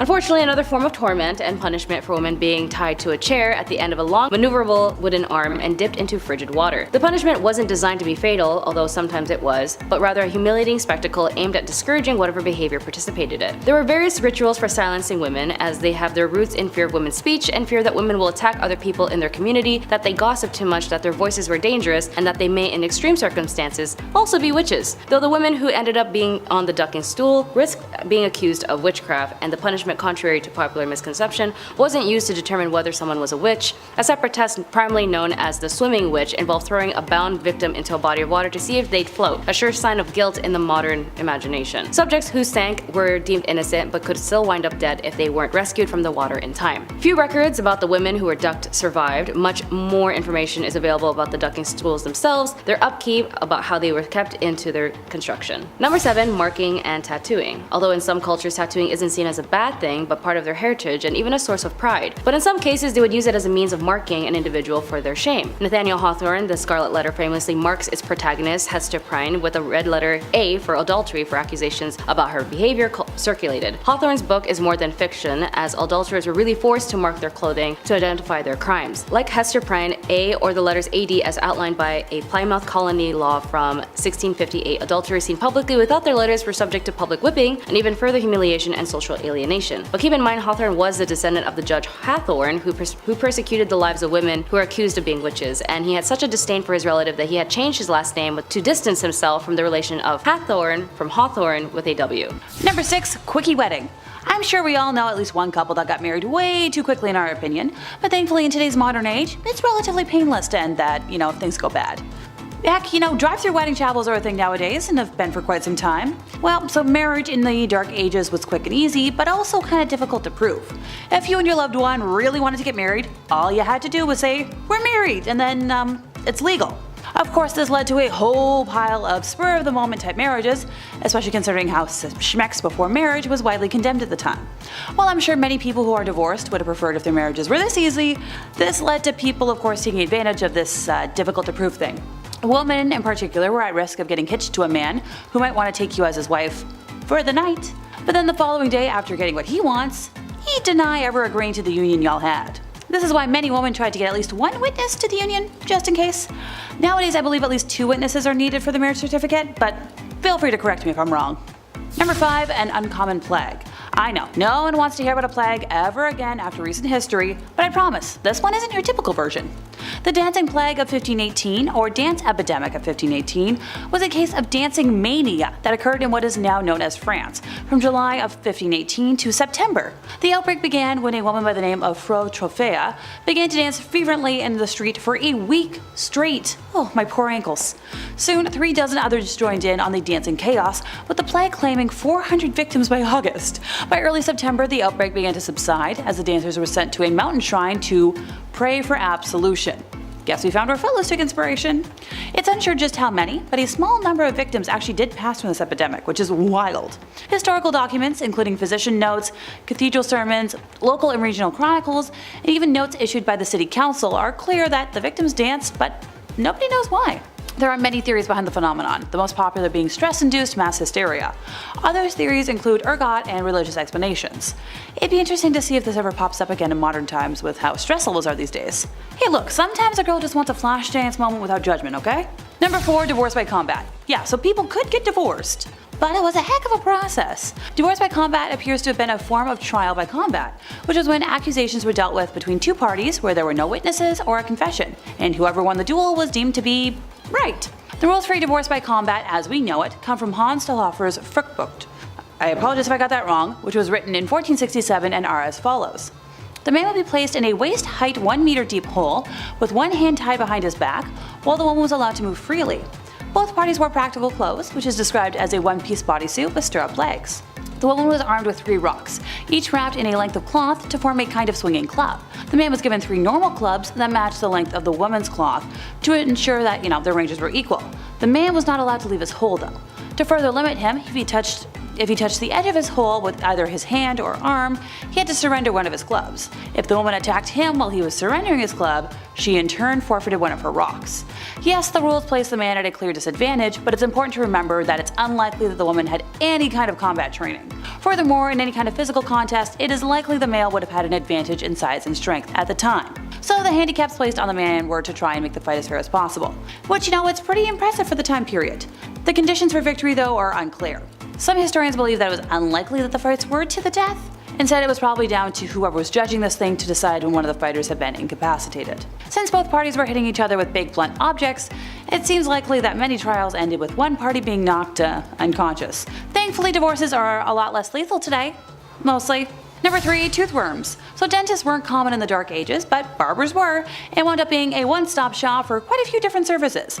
This guy did it all. Cavity, toothaches, teethworms, you name it, or in a lot of cases, pull it. Barbers were responsible for cutting hair, pulling teeth, red fluid letting, your classic 3-in-1 appointment. So much more efficient than the silly 2-in-1 shampoo and conditioner combos we have today. This was like the peak of efficiency. Instead of brushing your teeth with tooth tunes, back then you'd rub your teeth and gums with a rough linen.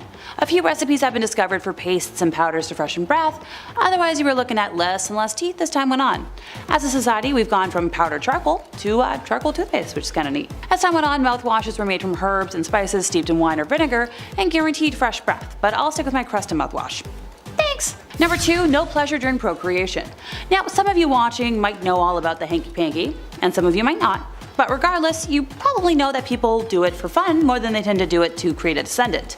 That's why we as a society have invented things like condoms. Because trying for a spawn is only fun when you really want to. And you shouldn't have to worry about, knocking boots and accidentally creating life. But back in the Dark Ages there was a law that you were not allowed to get down and dirty unless it was for the purpose of, have an offspring. And you weren't allowed to experience any kind of pleasure when you were doing it, even if it was for the purpose of creating new life. It's like telling somebody to eat food, but you're not allowed to taste anything or enjoy your food. I believe it was one of those rules that people claimed came from God and used for their own uppity bias. There's plenty of those still in place today that I'm constantly rolling my eyes at, but this isn't the time or place for my venting. Thankfully nowadays most folks understand that coitus can be for pleasure and fun and not just spawning new lives. Have fun safely, folks. Number 1, no cheating. So if you were a man back in the Dark Ages and you got caught having an affair, you'd have to pay a fine, so big whoop. But if you were a woman, like everything else on our list, it was so much worse. Back in the Dark Ages, women were punished with a situation worse than death in, my opinion. Frederick II used to punish adulterers by using rhinotomy, which is the removal of one's, nose. The whole point of this was to make the victim unattractive, but from a needing to breathe point, it would also shorten one's already short lifespan. Another fun body part removal option was losing an ear, and honestly I can't figure out which would be worse, so let me know what you think in the comments. Number 10, Queen Victoria. It's all blighty herself, Her Royal Majesty and Queen of the British Empire. Queen Victoria. She's responsible for a lot of things, including a nice long holiday in the summer where dads get to be irresponsible with fireworks. Nice. All fun jokes aside, she was the queen of the monarch and she wasn't the worst queen ever, but during her reign the British Empire had never really been stronger as it took part in absorbing many smaller nations into the empire. And they didn't ask nicely, if you catch my drift. India, China, and a lot of parts of Africa. Africa had a rough time back then. It was pretty hard for that continent. They all felt the wrath of the Queen's expansionist fist. It's really sad actually, goddamn. Number 9, thieves. Times, specifically in Victorian London, weren't the best. It most certainly wasn't the cleanliest place on earth, and there were orphans asking for more porridge. I don't know. I didn't read the book, guys, sorry. Lack of rights, social expectations and pressure, and a lot of double standards. Honestly, it just wasn't an easy time for women. Well, it shouldn't really come as a surprise, but thievery and pickpocketing were often done even by women though. I mean, what choice do you have at that point? The idea of ladies was so ladylike or elegant that it wasn't possible, or at least people thought it wasn't possible, that they could be criminals. What a backhanded compliment. What, a woman a criminal? I certainly don't think so, sir. It's not possible. It's very possible. There are tons of thieves and pickpockets. That's just ridiculous. Number 8, Jane Toppin. Take a trip with me to Boston. We can see Bunker Hill, Old North Church, and Faneuil Hall. Ooh, cool. We could also visit a very nice nurse from the 1880s who was taking care of the elderly. Jolly Jane, as she became to be known, was a nurse who took care of the elderly. And by take care, I mean the same way you took care of your first hamster. Yeah, not so great, was it? Now, how did he know that? I know. She would dose up the old geezers with a healthy Keith Richards-sized dose of morphine. Yeah! There's only so much rock stars that can handle that level of rock and roll. And guys, Grandma and Grandpa, they're not one of them. They can't handle that kind of stuff. After that, she would lay down with them and just chill with the body, because that's what you do. Ugh. Before she was caught, there was an estimated 31 grandmas and grandpas not at the dinner table after having her as a nurse. I'm just gonna lay down right beside you. It's gonna be great. Just gonna lay down. Number 7, Typhoid Mary. My mom wasn't the best cook on planet Earth, but God willing she tried. You know, she really put in a lot of work. Excuse the meme here, but she makes a mean spaghetti though. God, I love mom's spaghetti. I really do. And her cookies. Oh, she makes the best cookies. Everyone should agree with me in the comments section so I can show my mom and tell her she hasn't made cookies in a while. Tell my mom to make some cookies. It's time she makes cookies, man. They're so freaking good. They're the best on earth, I swear. Oh, my mother is okay. She doesn't make up the Gordon Ramsay standards. But that's okay because no matter how well Typhoid Mary made the lamb sauce, it was always gonna make people green. As Typhoid Mary was an asymptomatic carrier of typhoid fever. Yes, that's what we're talking about, Typhoid Mary. Crazy enough, after she found out that she was asymptomatic with typhoid, she insisted upon cooking. She kept going, which got more people sick. Surprise. She was forcibly quarantined multiple times in her life. You can't make this stuff up. Please stop cooking, you're sick. I'm gonna do what I want, you can't tell me what to do. Number 6. Beatings. In ancient Egypt, like in many ancient societies, corporal punishment, including beatings, could be a form of punishment for women, particularly for offenses that were considered serious or morally reprehensible according to the prevailing nature and culture and legal norms. It's important to note that the application of punishment varied depending on factors such as societal status and specific time period and the region within ancient Egypt. Corporal punishments such as whipping, beating, or other forms of physical punishment could be administered for various offenses. This might be more common for crimes like theft or adultery. Examples would be like switches, flexible branches, or vines could have been used for beatings. They would be capable of inflicting pain without causing severe injury, as wooden paddles with a flat surface could also be used for beating as well. They would also have been effective in delivering blows to specific areas of the body, and the simplest form of beating would be involved with the hands and fists. This method would also be easily accessible and wouldn't have to require any specialized tools, as well as whips, sticks, and rods. Number 5. Strangulation. Now for the more morbid section on this list, although stoning may seem like a common thing in this era as a form of capital punishment, whereas an individual is pelted with stones until death actually was not common associated with ancient Egyptian legal practices based on available historical and archaeological evidence. The primary method of execution in ancient Egypt was typically strangulation or impalement. Stoning as a form of capital punishment is more commonly associated with other ancient cultures in the region, such as ancient Mesopotamia or parts of the Levant. In these societies, stoning was indeed known as a form of capital punishment for various offenses, including adultery. Strangulation was one of the most common methods of execution in ancient Egypt. It was typically used for serious offenses and could be applied for both men and women. In cases where capital punishment was deemed necessary, strangulation was a method employed to carry out the sentence. Number 4. Lacerations. When it comes to corporal punishments, as I mentioned above, those who do commit adultery might deal with the consistency of beatings or lacerations. Texts speak of thrashing with a wooden stick give 10 to 20 to 50 to 100 or even 200 times. They also mention branding and mutilation of the nose and ears. Tomb reliefs often show beatings of people, but in most cases these are private coercions of subordinates,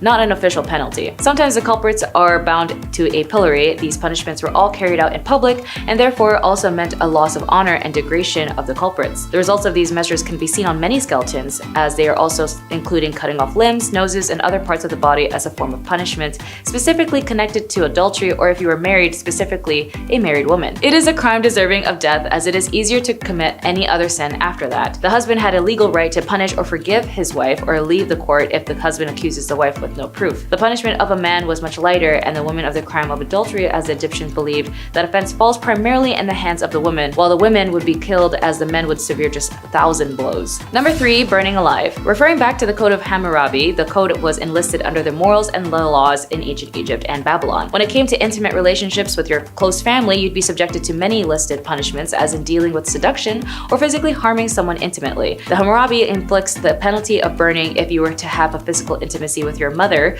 but since this was ancient Egypt, unless you were a royal who needed to pull an Oedipus complex to maintain your rule and connection to the monarch position, it wasn't something looked down on but normalized, as this is a civilization that needed a monarch rule at all times to guide the nation. But it is good to note that it was a typical Western interpretation that this era was prone to burning alive people, when the irony was that the Europeans burning women, being witches or even more heresy, were more burned. Number 2. Head be gone. The ancient Egyptians set harsh punishments for those accused of treason or corruption. The death penalty was usually applied by impalement, thumping, or a 100-fold fine, and this applied to both men and women. The decree also referred to the death penalty for someone who steals an animal belonging to the temple and transfers it to another party, while confiscating the property of the thief in favor of the stolen temple. The ancient Egyptians distinguished between the stolen goods and bear the attribute of holiness and considered it a religious crime that requires execution, and those stolen goods that do not affect the sanctities, settling for the penalties of beating and the fine for the theft 100 times of the value of the stolen items. Number 1. Buried alive. Of course, all of these leads to death eventually, as the punishments were drastic, dangerous, violent, and vile. I mean, if you somehow survived the beheading, then what a miracle that would be. But death was only reserved for the extreme measures of punishment for women of these times. As I mentioned, there was very minimal, if not just the common punishment of corporal punishment. The scariest, in my opinion, would be buried alive. In some cases, individuals might be sentenced to be buried alive, although this was likely a very rare extreme form of punishment, most likely only reserved for the ones with extreme cases of crime. It's important to keep in mind that our knowledge of specific cases and punishment in ancient Egypt is limited, as much of what we know is derived from inscriptions, legal texts, and other historical records. Additionally, practices may have varied over time and in different regions of ancient Egypt. The legal systems and punishments evolved over the millennia, so there could be variations in practices depending on the specific period within ancient Egypt history. And at number 10 is jewelry making. Egyptians saw deep spiritual significance in their jewelry, but also had a love of aesthetics. And those two things combined to create some of the most unique and lavish jewelry found in history. Worn to ward off spirits, protect health, bring good luck, and more, there were even certain colors and designs that were associated to certain gods and powers. And so, Egyptian jewelers followed very strict rules regarding the mystical aspects of their jewelry creations. While a woman usually would not be a metal worker in Egyptian society, it was very common for her to be making jewelry. The tools were smaller and the process required less heat and thus less danger for her. Metalwork techniques included precious metal sheets that were cut and shaped, notched together. Wire work was accomplished through strip twisting. Pieces could be held together with this wire stripping system or crimping techniques. These strips were also how link chains were accomplished, as well as the securing of beads or the backs of earrings. For jewelry designed exclusively for burial, the metal was often quite thin, as the jewelry of the deceased was not subjected to the wares of everyday life. Precious stones, ivory, real flowers, and shells were all common ornaments, as was name engravements, but it was more common with royalty. Jewelry makers were women of high status due to these contributions and the revelry jewelry held in ancient Egypt. For number 9, it's house vendors. Recognized as an ancient heritage profession and was at its most popular during time periods of ancient Egypt where women were restricted from going out when married. These vendors would roam neighborhoods with buckets and baskets of product for sale. Clothing, perfume, fabrics, snacks. Now, what was unusual is that the vendor was more often women than men, walking the streets alone, making these sales because many married women weren't allowed to go out walking the streets alone to make sales. You see the irony. Anyways, this profession found great popularity in single women, and many also were called upon to act as nurses in homes of the wealthy when needed. The career is named al-Dalala, but the idea itself has long been extinct with the freedom for Egyptian women to roam commercial districts. Number 8 is being a dancer. Ancient Egyptians loved their music and dance. They were celebratory, but also ritualistic at times. Farmers would dance to thank the gods for a good harvest. Dance groups would perform at banquets. People would go dance around the Nile in the lush season. The list goes on. Many men and women chose dance as a career, and it was a highly respected one. Dancing was considered an acceptable and normal part of life and even important to it. Most festivals were incomplete without it. In fact, dancing was such a revered career that dancers could start as a peasant and become a high status person from it, just like being a celebrity in the way that people would go to see them perform. Women at the time were even more revered for their grace, elegance, and acrobatics. This career had 7 types of dance: gymnastic, movement, pair dancing, imitative dance, which was like acting like animals, group dances like a historic cheerleading squad, dramatic dance was female exclusive and rested in illustration, war dances, grotesque dance, and then religious chant dances at temples, and lyrical dance, which was usually a depiction of lovers. Wig makers are number 7. Egyptians loved wigs for a reason that surprises many. It helped keep their heads cool. I mean, it also helped with hygiene and scalp pests and looking pretty, but the heat thing is what really gets folks. Many Egyptians had shaved or cropped hair, and the mesh-like base of a wig versus a headscarf allowed the body heat to still escape. And as said, wigs were also a great shield from lice or other invasive bugs. The hair used in the construction of wigs and hair extensions was always human and was either an individual's own hair or had been traded or bought. Hair itself was a valuable commodity ranked alongside gold and incense in a count list from the town of Kahun, which puts emphasis on the popularity of wigs. When hair was collected for a wig, it was thoroughly combed and then sorted into lengths individually. The Egyptians invented a variety of hairdressing tools, and the wig makers would take the time to braid or coil the hair depending on the wig style, coating each with warm beeswax and resin fixative so that it would harden when cooled. The job itself isn't unusual, more so the booming industry it had. Wigs weren't worn to this extent anywhere else at the time, and while yes, they were functional against the sun, they were more so aesthetic than anything. Individual braid and extensions could also be attached to someone's scalp for aesthetics. wigs, the way that box braids, twists, faux locks, and many other ethnic hairstyles are accomplished today. Wigs were made in a type of factory setting. Archaeologists have uncovered the remains of wig factories, wig boxes have been found in tombs, and multiple mummies have been found with wigs or braided in extensions. Number 7. Natalia Guerrera. Speaking of religious cults, Natalia Guerrera was definitely part of one where she had sacrificed her own 2-day-old infant and burning him to death as part of a satanic ritual. She was finally apprehended by police after evading capture for 2 years. Just 2 days after giving birth, Natalia agreed to have a baby, Jesus, quote-unquote, killed after the leader of Antares de la Luz cult and the father of the child, Raymond Gustavo Castillo Gaete, declared that the infant to be an antichrist and that the sacrifice would help prevent the end of the world on December 21st, 2012. Natalia had previously stated in her defense that she was drugged at the time of the murder, but a forensic psychologist declared that the members were not under the influence when the sacrifice was carried out. After her sentence, Natalia managed to flee and was on the run for 2 years. Investigators noted that she had lived in different houses and even changed her identity in order to evade capture. The police also noted that after being apprehended, she did not show remorse and claimed that she was manipulated by the cult and was therefore innocent. Number 6. Eileen Wuornos. Eileen Wuornos was a convicted serial killer as she targeted only men as an adult worker. She had up to 7 victims and would target specifically motorists, men who would meet her on the road as she acted as a hitchhiker. She was incarcerated at the Florida Department of Corrections BCI death row for women, and she tried to appeal to the US Supreme Court, which was later denied. At that point, she dismissed her legal counsel and terminated all pending appeals. She then would go off to say, in quotes, "I killed those men, I robbed them as cold as ice, and I'd do it again. There is no chance in keeping me alive or anything because I'll kill again, and I hate crawling through my system. I am so sick of hearing this she's crazy stuff. I've been evaluated so many times. I'm competent, sane, and I'm trying to tell the truth. I'm the one who seriously hates human life and would kill again." After extreme mistreatment she suffered while imprisoned and the inhumane management given to her by the officers, in her final interview she expressed to the media in quote, "You sabotaged me, society, and the cops, and the system. An attacked woman got executed and was used for books and movies and so on. Her final on-camera words were, 'Thanks a lot, society, for railroading my ass.'" She was later executed by lethal injection. Number 5. Patricia Krenwinkel. As of 2022, Patricia Krenwinkel, now 74,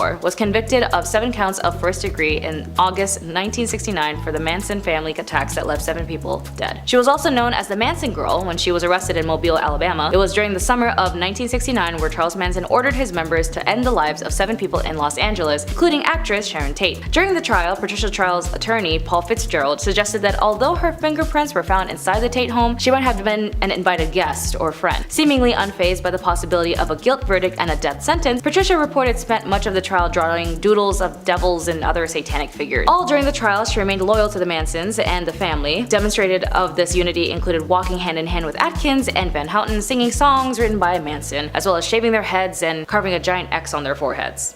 Number 4. Sarah Aldrete. Sarah Maria Aldrete Villarreal is a Mexican alleged serial killer who was convicted for supposedly heading a drug smuggling and human sacrifice cult with Adolfo Costanzo. The members of the cult, dubbed by the media the narco-satanist, called her the godmother, with Costanzo as the godfather. In 1989, the killings grew more frequent and gained attention when American tourist Mark J. Kilroy, a University of Texas student on spring break, was abducted. Costanzo's Aldrete and the rest of the cult went on the run when detectives discovered their shrine. They found human hair, brains, teeth, and skulls at the site. Eventually, the police found their hideout.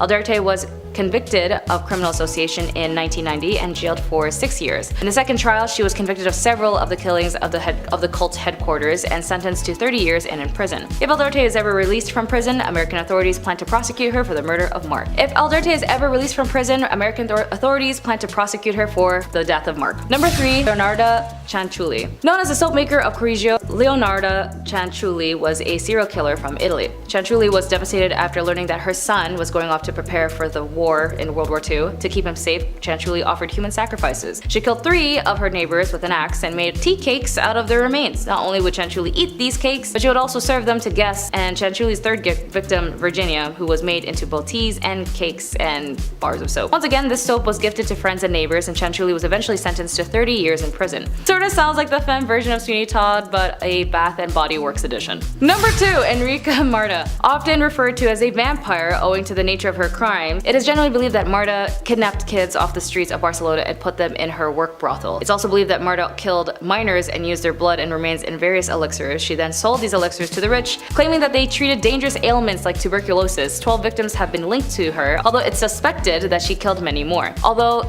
Some historians defend Marta and argue that her crimes weren't as bad or as many as the traditional story suggests. She was actually detained and jailed in the Reina Amalia prison.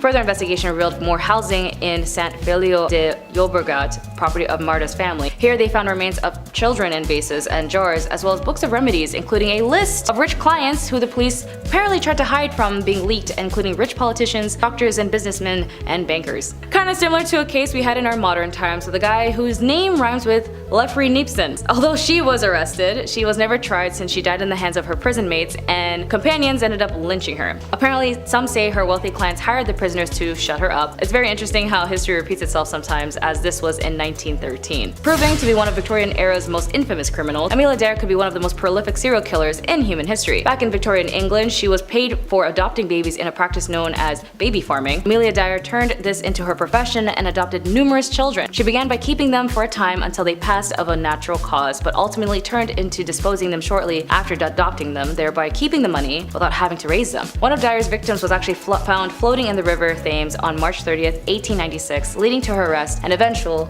execution. While 6 victims have been confirmed, it's believed that Dare may have killed up to 400 children throughout her life. In one of the most sensational trials of the Victorian period, she was found guilty and later hanged. Punishment number 10 is ash bath. Just saying medieval times doesn't actually mean much. Every empire and kingdom had its own respective medieval time at different times than one another. So, Persia spanned from the 6th century to the 15th century, during which time they concocted some truly heinous punishments for those who did wrong, or at least those who did wrong in the eyes of whatever crazy leader was in charge at the time. Setting the stage for long-suffering death everywhere, Persia introduced such styles as forcing people to drink molten gold, tearing people apart with trees, and drowning them in ash. This punishment was one of the worst deaths you could receive, reserved for the worst criminals and those guilty of high treason or offenses against the gods. And it was horrifying. It consisted of throwing a victim into a 75-foot tower filled with ashes. You'd break a couple of bones, but it was a soft landing. From outside the tower, large hand cranks were spun by a team of men, sending the ashes flying and disrupting the solid pile so that the victim was pushed deeper and deeper down the tower, suffocating on burnt ash until they drowned in it. If you've dipped your toes in the Bible, you may know there's quite a few people that got this sentence in there, such as a corrupt Jewish priest whose family isn't allowed to bury his remains with a bunch of sassy snaps added. However, the concubines caught planning coups against their leader on several occasions met this fate too.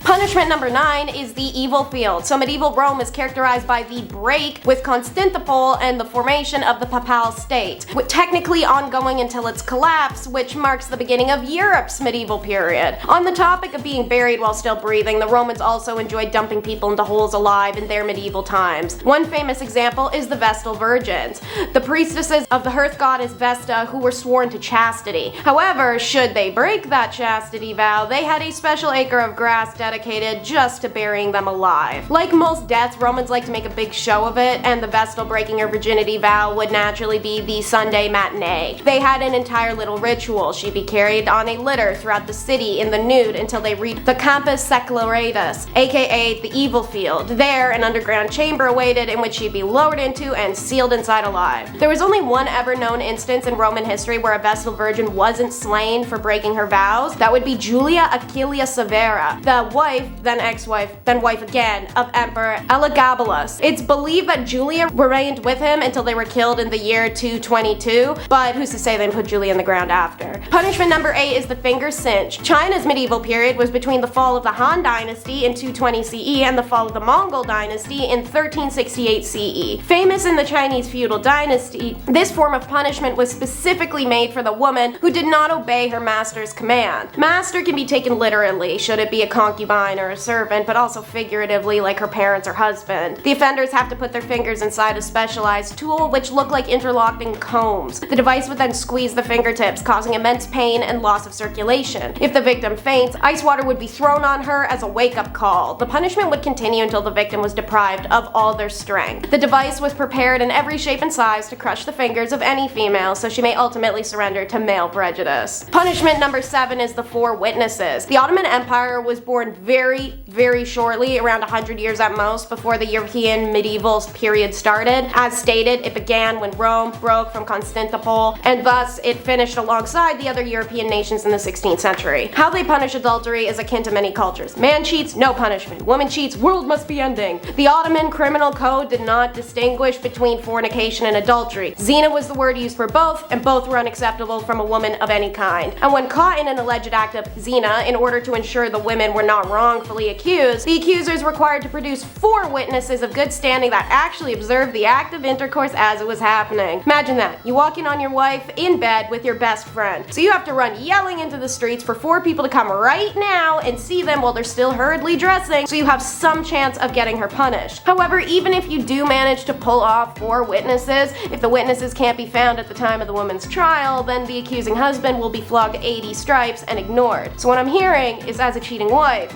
you could essentially make the little problem go away if these 4 witnesses were to, I don't know, just casually disappear before the court date. However, on a terrifying note, the husband's second option when calling the 4 witnesses to his house is taking justice into his own hands. He can actually just kill his wife on the spot and face no punishment nor require going to court, even if the witnesses didn't see the wife cheating beforehand. Rule number 6 is to glove up. We love to joke about the whole, oh no, if you show your ankle, you're a Victorian W word. But weirdly, hands were actually way more of an issue. The ankle thing was just because men were still trying to look up women's skirts, even when they were so long the ends of them entered a room 15 minutes after the wearer did. Fingers were actually the gasp-worthy thing of the day. It was considered highly inappropriate to walk in public spaces with uncovered hands, and would draw a lot of ill repute to those daring damsels who did. In fact, women's hands were so scandalous, both written and unwritten rules of Victorian etiquette unanimously agreed that if a man and a woman happened to be walking on an unevenly surfaced road, it was the one and only time that he could take her hand if they were unwed. Funny that the only permissible contact between the couple the yet to be engaged is to prevent her needing to be picked up from a Victorian pile of mud sludge. It does not matter where you are headed outside of your home, you must wear gloves, which weren't just a popular fashion accessory, but as stated, social necessity. Like every other item a woman could wear in this era, there were many kinds of gloves based on the occasion. For example, daytime was for short gloves, which usually bore designs, embellishments, whereas in the evening, gloves had feathers, satin ribbons, and other super flammable decorations. Rule number 5 is the modest dip. Because we're on the topic of acceptable fashions and modesty, a Victorian woman taking a dip at the beach pretty much looked the same as 4 burly men sitting in an ice fishing hut in Alaska. First of all, this was something only middle and upper middle class people could really do, as it required money. You had to rent bathing machines, which looked like outhouses on wheels, but were really covered carriages that drove through the shallow water of the beach. There was a hole in the bottom that the ladies could stick their legs into, or sometimes submerge their whole body, but that was ill-advised. Not because the water was filthy, which it was, and riddled with corpses and poison to boot, but because creeps could come swimming up and see your bare legs. Can't afford the traveling outhouse? Well,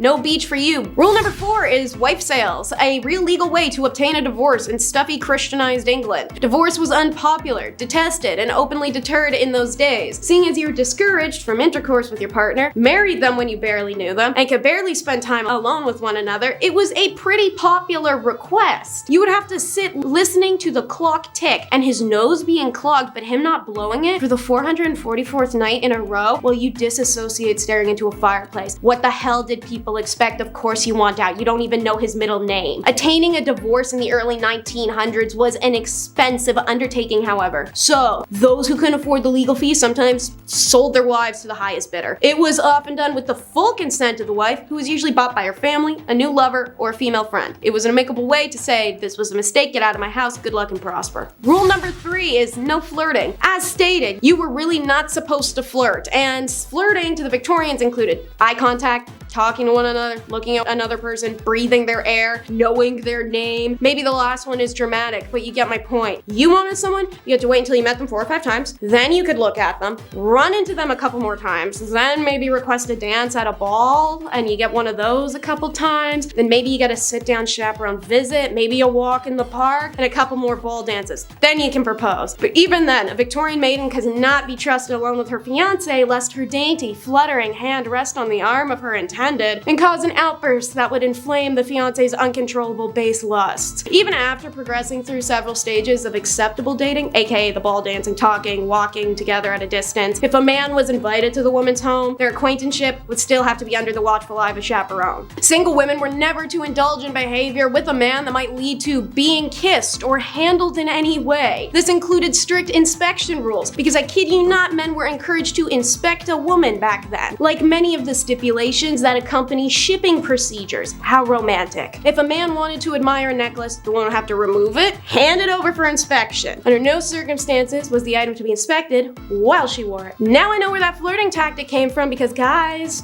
y'all love that whole jewelry admiring flirt, and it isn't subtle. And of course, during the chance encounters in one's club or in the park, staring boldly at someone you knew without acknowledging him or her, known as cutting, was the ultimate display of bad flirting manners in Victorian times. Guess they didn't like them bold back then. Rule number 2 is coming out. Not like that. Coming out in Victorian times meant a woman was tired of being in her parents' house, and if she wanted out of it, meant she had to go find a semi-tolerable guy whose house she could move into in return for a cool ring on her left hand. This had to be a whole big announcement, because to attend such events that a woman needed to meet a potential suitor, she required the explicit permission of her mother. Only after stating her intent could the chaperones be organized, because she can't go alone. Think of Bridgerton. Rich families might accompany the announcement with a series of parties or even a royal visit. Middle-class families might hold a celebratory feast. Lower-class families might not formally celebrate the announcement at all. Instead, the young woman just changed her appearance to show availability. This could be putting up her hair, donning a long dress, and accompanying family members to social events like church service, church dinners, festival balls. Coming out was best done during the in-season, a literal term. It meant the 4 months from April to July where the upper-class families up and down the country would send their teenage daughters to London. After flocking there en masse, the upper classes would congregate a series of balls and dances for the purpose of meeting, matching, and reproducing the next generations. At these events, the race was on to find someone with whom to make love. Again, this phrase of whose meaning has changed considerably over time. Making love in the Victorian age meant seeking out someone who might one day come to love you. This was done by eligible bachelors going up to girls' chaperones, giving them a little card, requesting a dance with her. Her dance cards would be stacked in cue order in which the men got their dances, and they were only allowed 3 per woman. End of the night rolls around, and our maiden will choose if she liked a suitor and have her chaperone return the card to indicate, oh yeah buddy, it's on. Rule number 1 is how to travel, aka how not to have fun. Here's your duties when you're traveling as a Victorian lady. Listen up, take notes. Dress appropriately. This is usually a dress similar to the morning gown, lighter and easier to move around in, but most importantly plain and understated with few details. They would accessorize with dark leather gloves, straw bonnet, and of course a travel corset, which was apparently said to be much less restrictive. Pick your seat carefully. It was customary for a woman traveling alone to choose a seat either next to another woman or an elderly gentleman. Women traveling alone were seen as prime targets for pickpocketers and thieves. It was usually only done to poor women without chaperone options, but all women, rich or poor, were instructed to keep only a small amount of customary spending cash on their person and give the bulk of their dough to their driver or escort to keep safe. Speak when spoken to, as only men were allowed to spark conversation with a lady, never the opposite way around. Women were expected to respond politely and accept invitations to the refreshment saloon, even if they didn't want to go. That's because of the next rule. Never ever be rude while traveling, especially alone. It was imperative a woman act with the utmost class, even if being accosted by a persistent male passenger. But make sure you don't pester him. If a woman is traveling with a male companion, it's not appropriate to ask him such questions as, when do we get there? How far is it? You know you're making the wrong turn. Yes, you are. I know you are. I've been this way before. Look, that was the wrong way. How much time do you think that wrong turn added? Do you want to stop and grab something too? Yeah, no, strictly forbidden. Can't do that crap. But don't forget, you're also a babysitter to the because if the lady's male chaperone accidentally wandered into designated female compartments, it was her fault for either inviting him into the quarters or not alerting him of the specialized area. And lastly, while traveling, don't check yourself in. If a journey requires a stop at a hotel along the way, the lady would remain in the carriage while the driver or escort took care of all the room arrangements, likely because it was unheard of for a woman to make such a decision on her own. Number 10, marriage. Poor good women have lost a marriage into war, famine, disease, and disaster. I know some might think initially that this isn't a punishment, but in the cases of the Victorian women, the societal status of being a woman was only seen based off of the ideologies that needed to be pure and clean. Your bodies were seen as temples, and it shouldn't be decorated with jewelry, nor should it be used for physical activities or your own personal pleasures. You couldn't oppose men, and you being wealthy or a spinster was the only exception. Single women were looked down on with shame and pitied, and as your main purpose as a woman was to marry and reproduce. Even young girls at the age of 8 to 12 would stop working as if there was no child labor laws or protection laws for children, and as soon as these women, or young girls, were able to menstruate, they would be negotiated into marriage and no longer be able to sustain themselves financially or just be a kid. And being a poor married woman wasn't an option, as you had no individual rights under law. Married women were only seen as one with their husband, and the husband would be the manager and entitled to all of your properties, as it was seen more as a business, and you were being micromanaged constantly until death do you part. Number 9. No rights. As I mentioned with marriage, women didn't have any rights, as they were seen primarily as second-class citizens, and if you were a woman of color, my goodness, you were definitely seen less than human. Women who had to be married ended up losing everything they owned, inherited, or earned, and it would belong to their husband. Once a woman married, control of any property she owned, as well as any income she received from it, passed her husband. Although he could not dispose of it without her consent, her property, her personal property such as money, or earnings or investments, and personal belongings such as jewelry, passed absolutely into his control. She could not part with them without his consent, and if you were in a loveless marriage or a harmful one, you couldn't divorce your husband. Divorce wasn't even a concept for women to execute without losing their own amenities, even in the court of law, until the 1970s, almost 100 years or so later, after the spark of the women's suffrage movement in the mid-late 1800s. So men had the right to divorce his wife under the grounds of adultery, but women had to prove her husband was unfaithful, combined with other allegations including cruelty, bigamy, incest, and so on.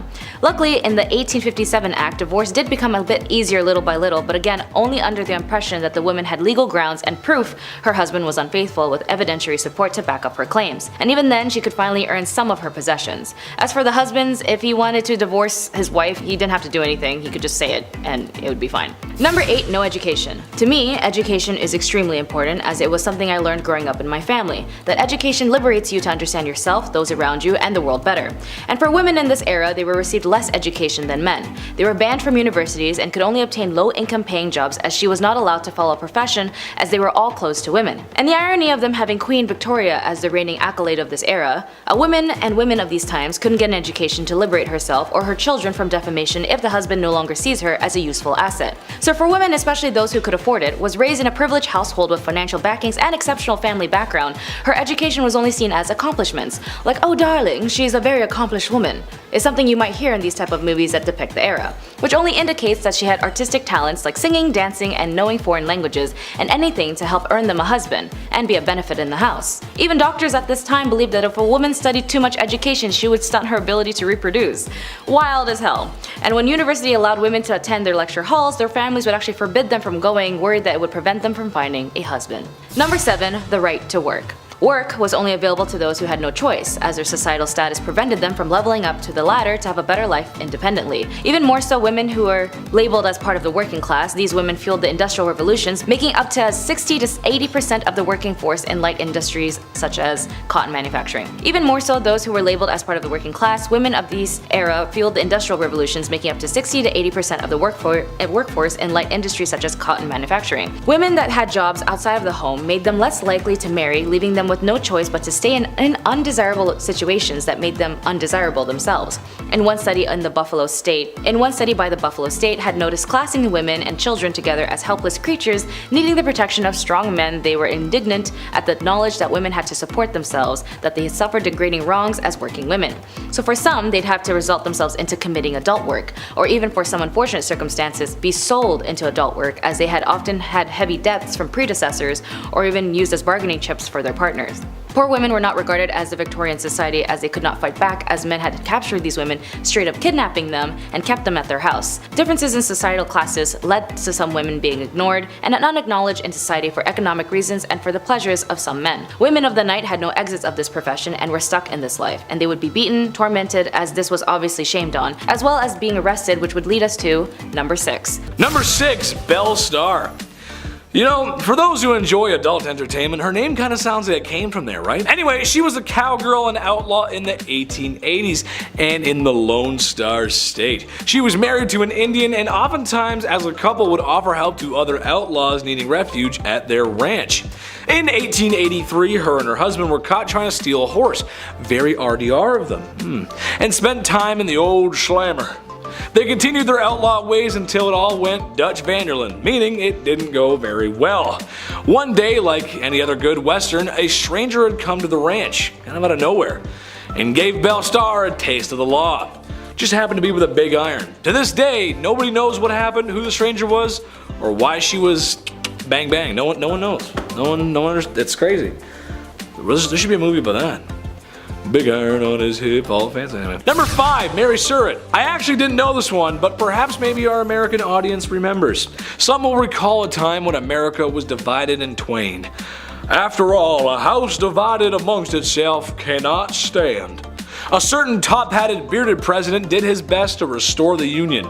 It took a lot of years and lives, but he managed to do it. However, some were still not pleased. A one John Wilkes Booth, to be specific, had to ask the president a leaded question, if you catch my drift. Well, after assassinating one of the most beloved presidents in American history, he needed to hide. You gotta hide after that. And Mary Surratt was the woman who'd let him hide. So I think aiding and abetting, as well as harboring the most wanted man in America at the time, counts as scandalous.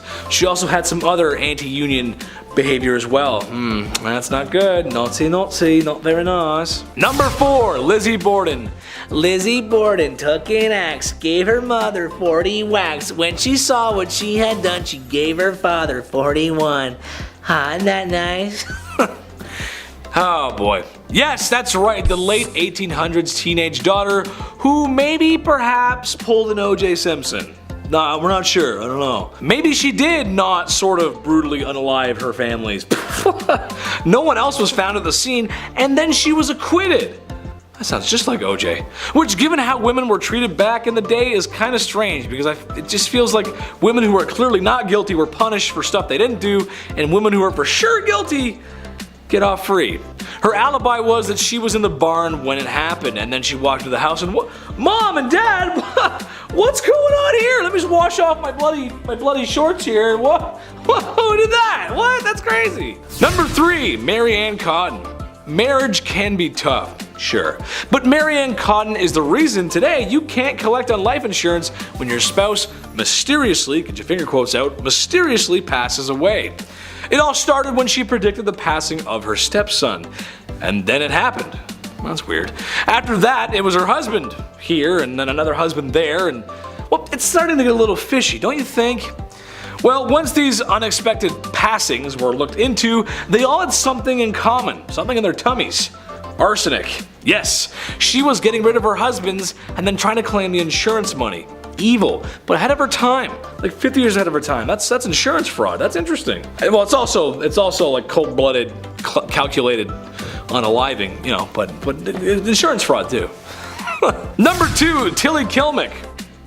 Okay, how about a literal psychic who knew when all of our late husbands were going to pass? In the late Victorian era, Tilly Kilmick was first found predicting the passing of scruffy wild dogs in the ghettos of Chicago. It's kind of a weird thing to say, like, yeah, see that dog? The dog's not gonna make it. The dog? No, he's not gonna make it. Anyway, somehow she always knew when they were going to expire. Then it was her late husband of 29 years. That's kind of strange, 29 years, and he ends up, that's weird. After cashing the insurance money, which she got immediately, she started dating immediately, where oblivious man after man kept passing, and very shortly after she married more and more. Well, she was a regular Mary Ann Cotton, to say the least, as she too was using arsenic on her husbands to collect insurance money. She eventually was arrested, and her stipulation for being in prison was that she was not allowed to cook for anyone. I think that's fair. That's good. Don't let her cook. That's a good idea. Number 1, ladies of the evening. Love them, hate them, or spend a lot of money on them in Vegas. That's Las Vegas, baby. The era was defined by them, especially in London. Whoo, baby. I mean, at night you really couldn't walk anywhere without a fair lass daintily waving her hand in hopes of luring in a customer, which wasn't really an issue given that bedroom-related sicknesses were at an all-time high. Syphilis specifically had shockingly high percentage of the population and would make you think twice. Well, it would make us think twice, it would make me think twice, but people back then, they kinda just went for it. Right, is something wrong with you, love? I don't care, let's go anyway.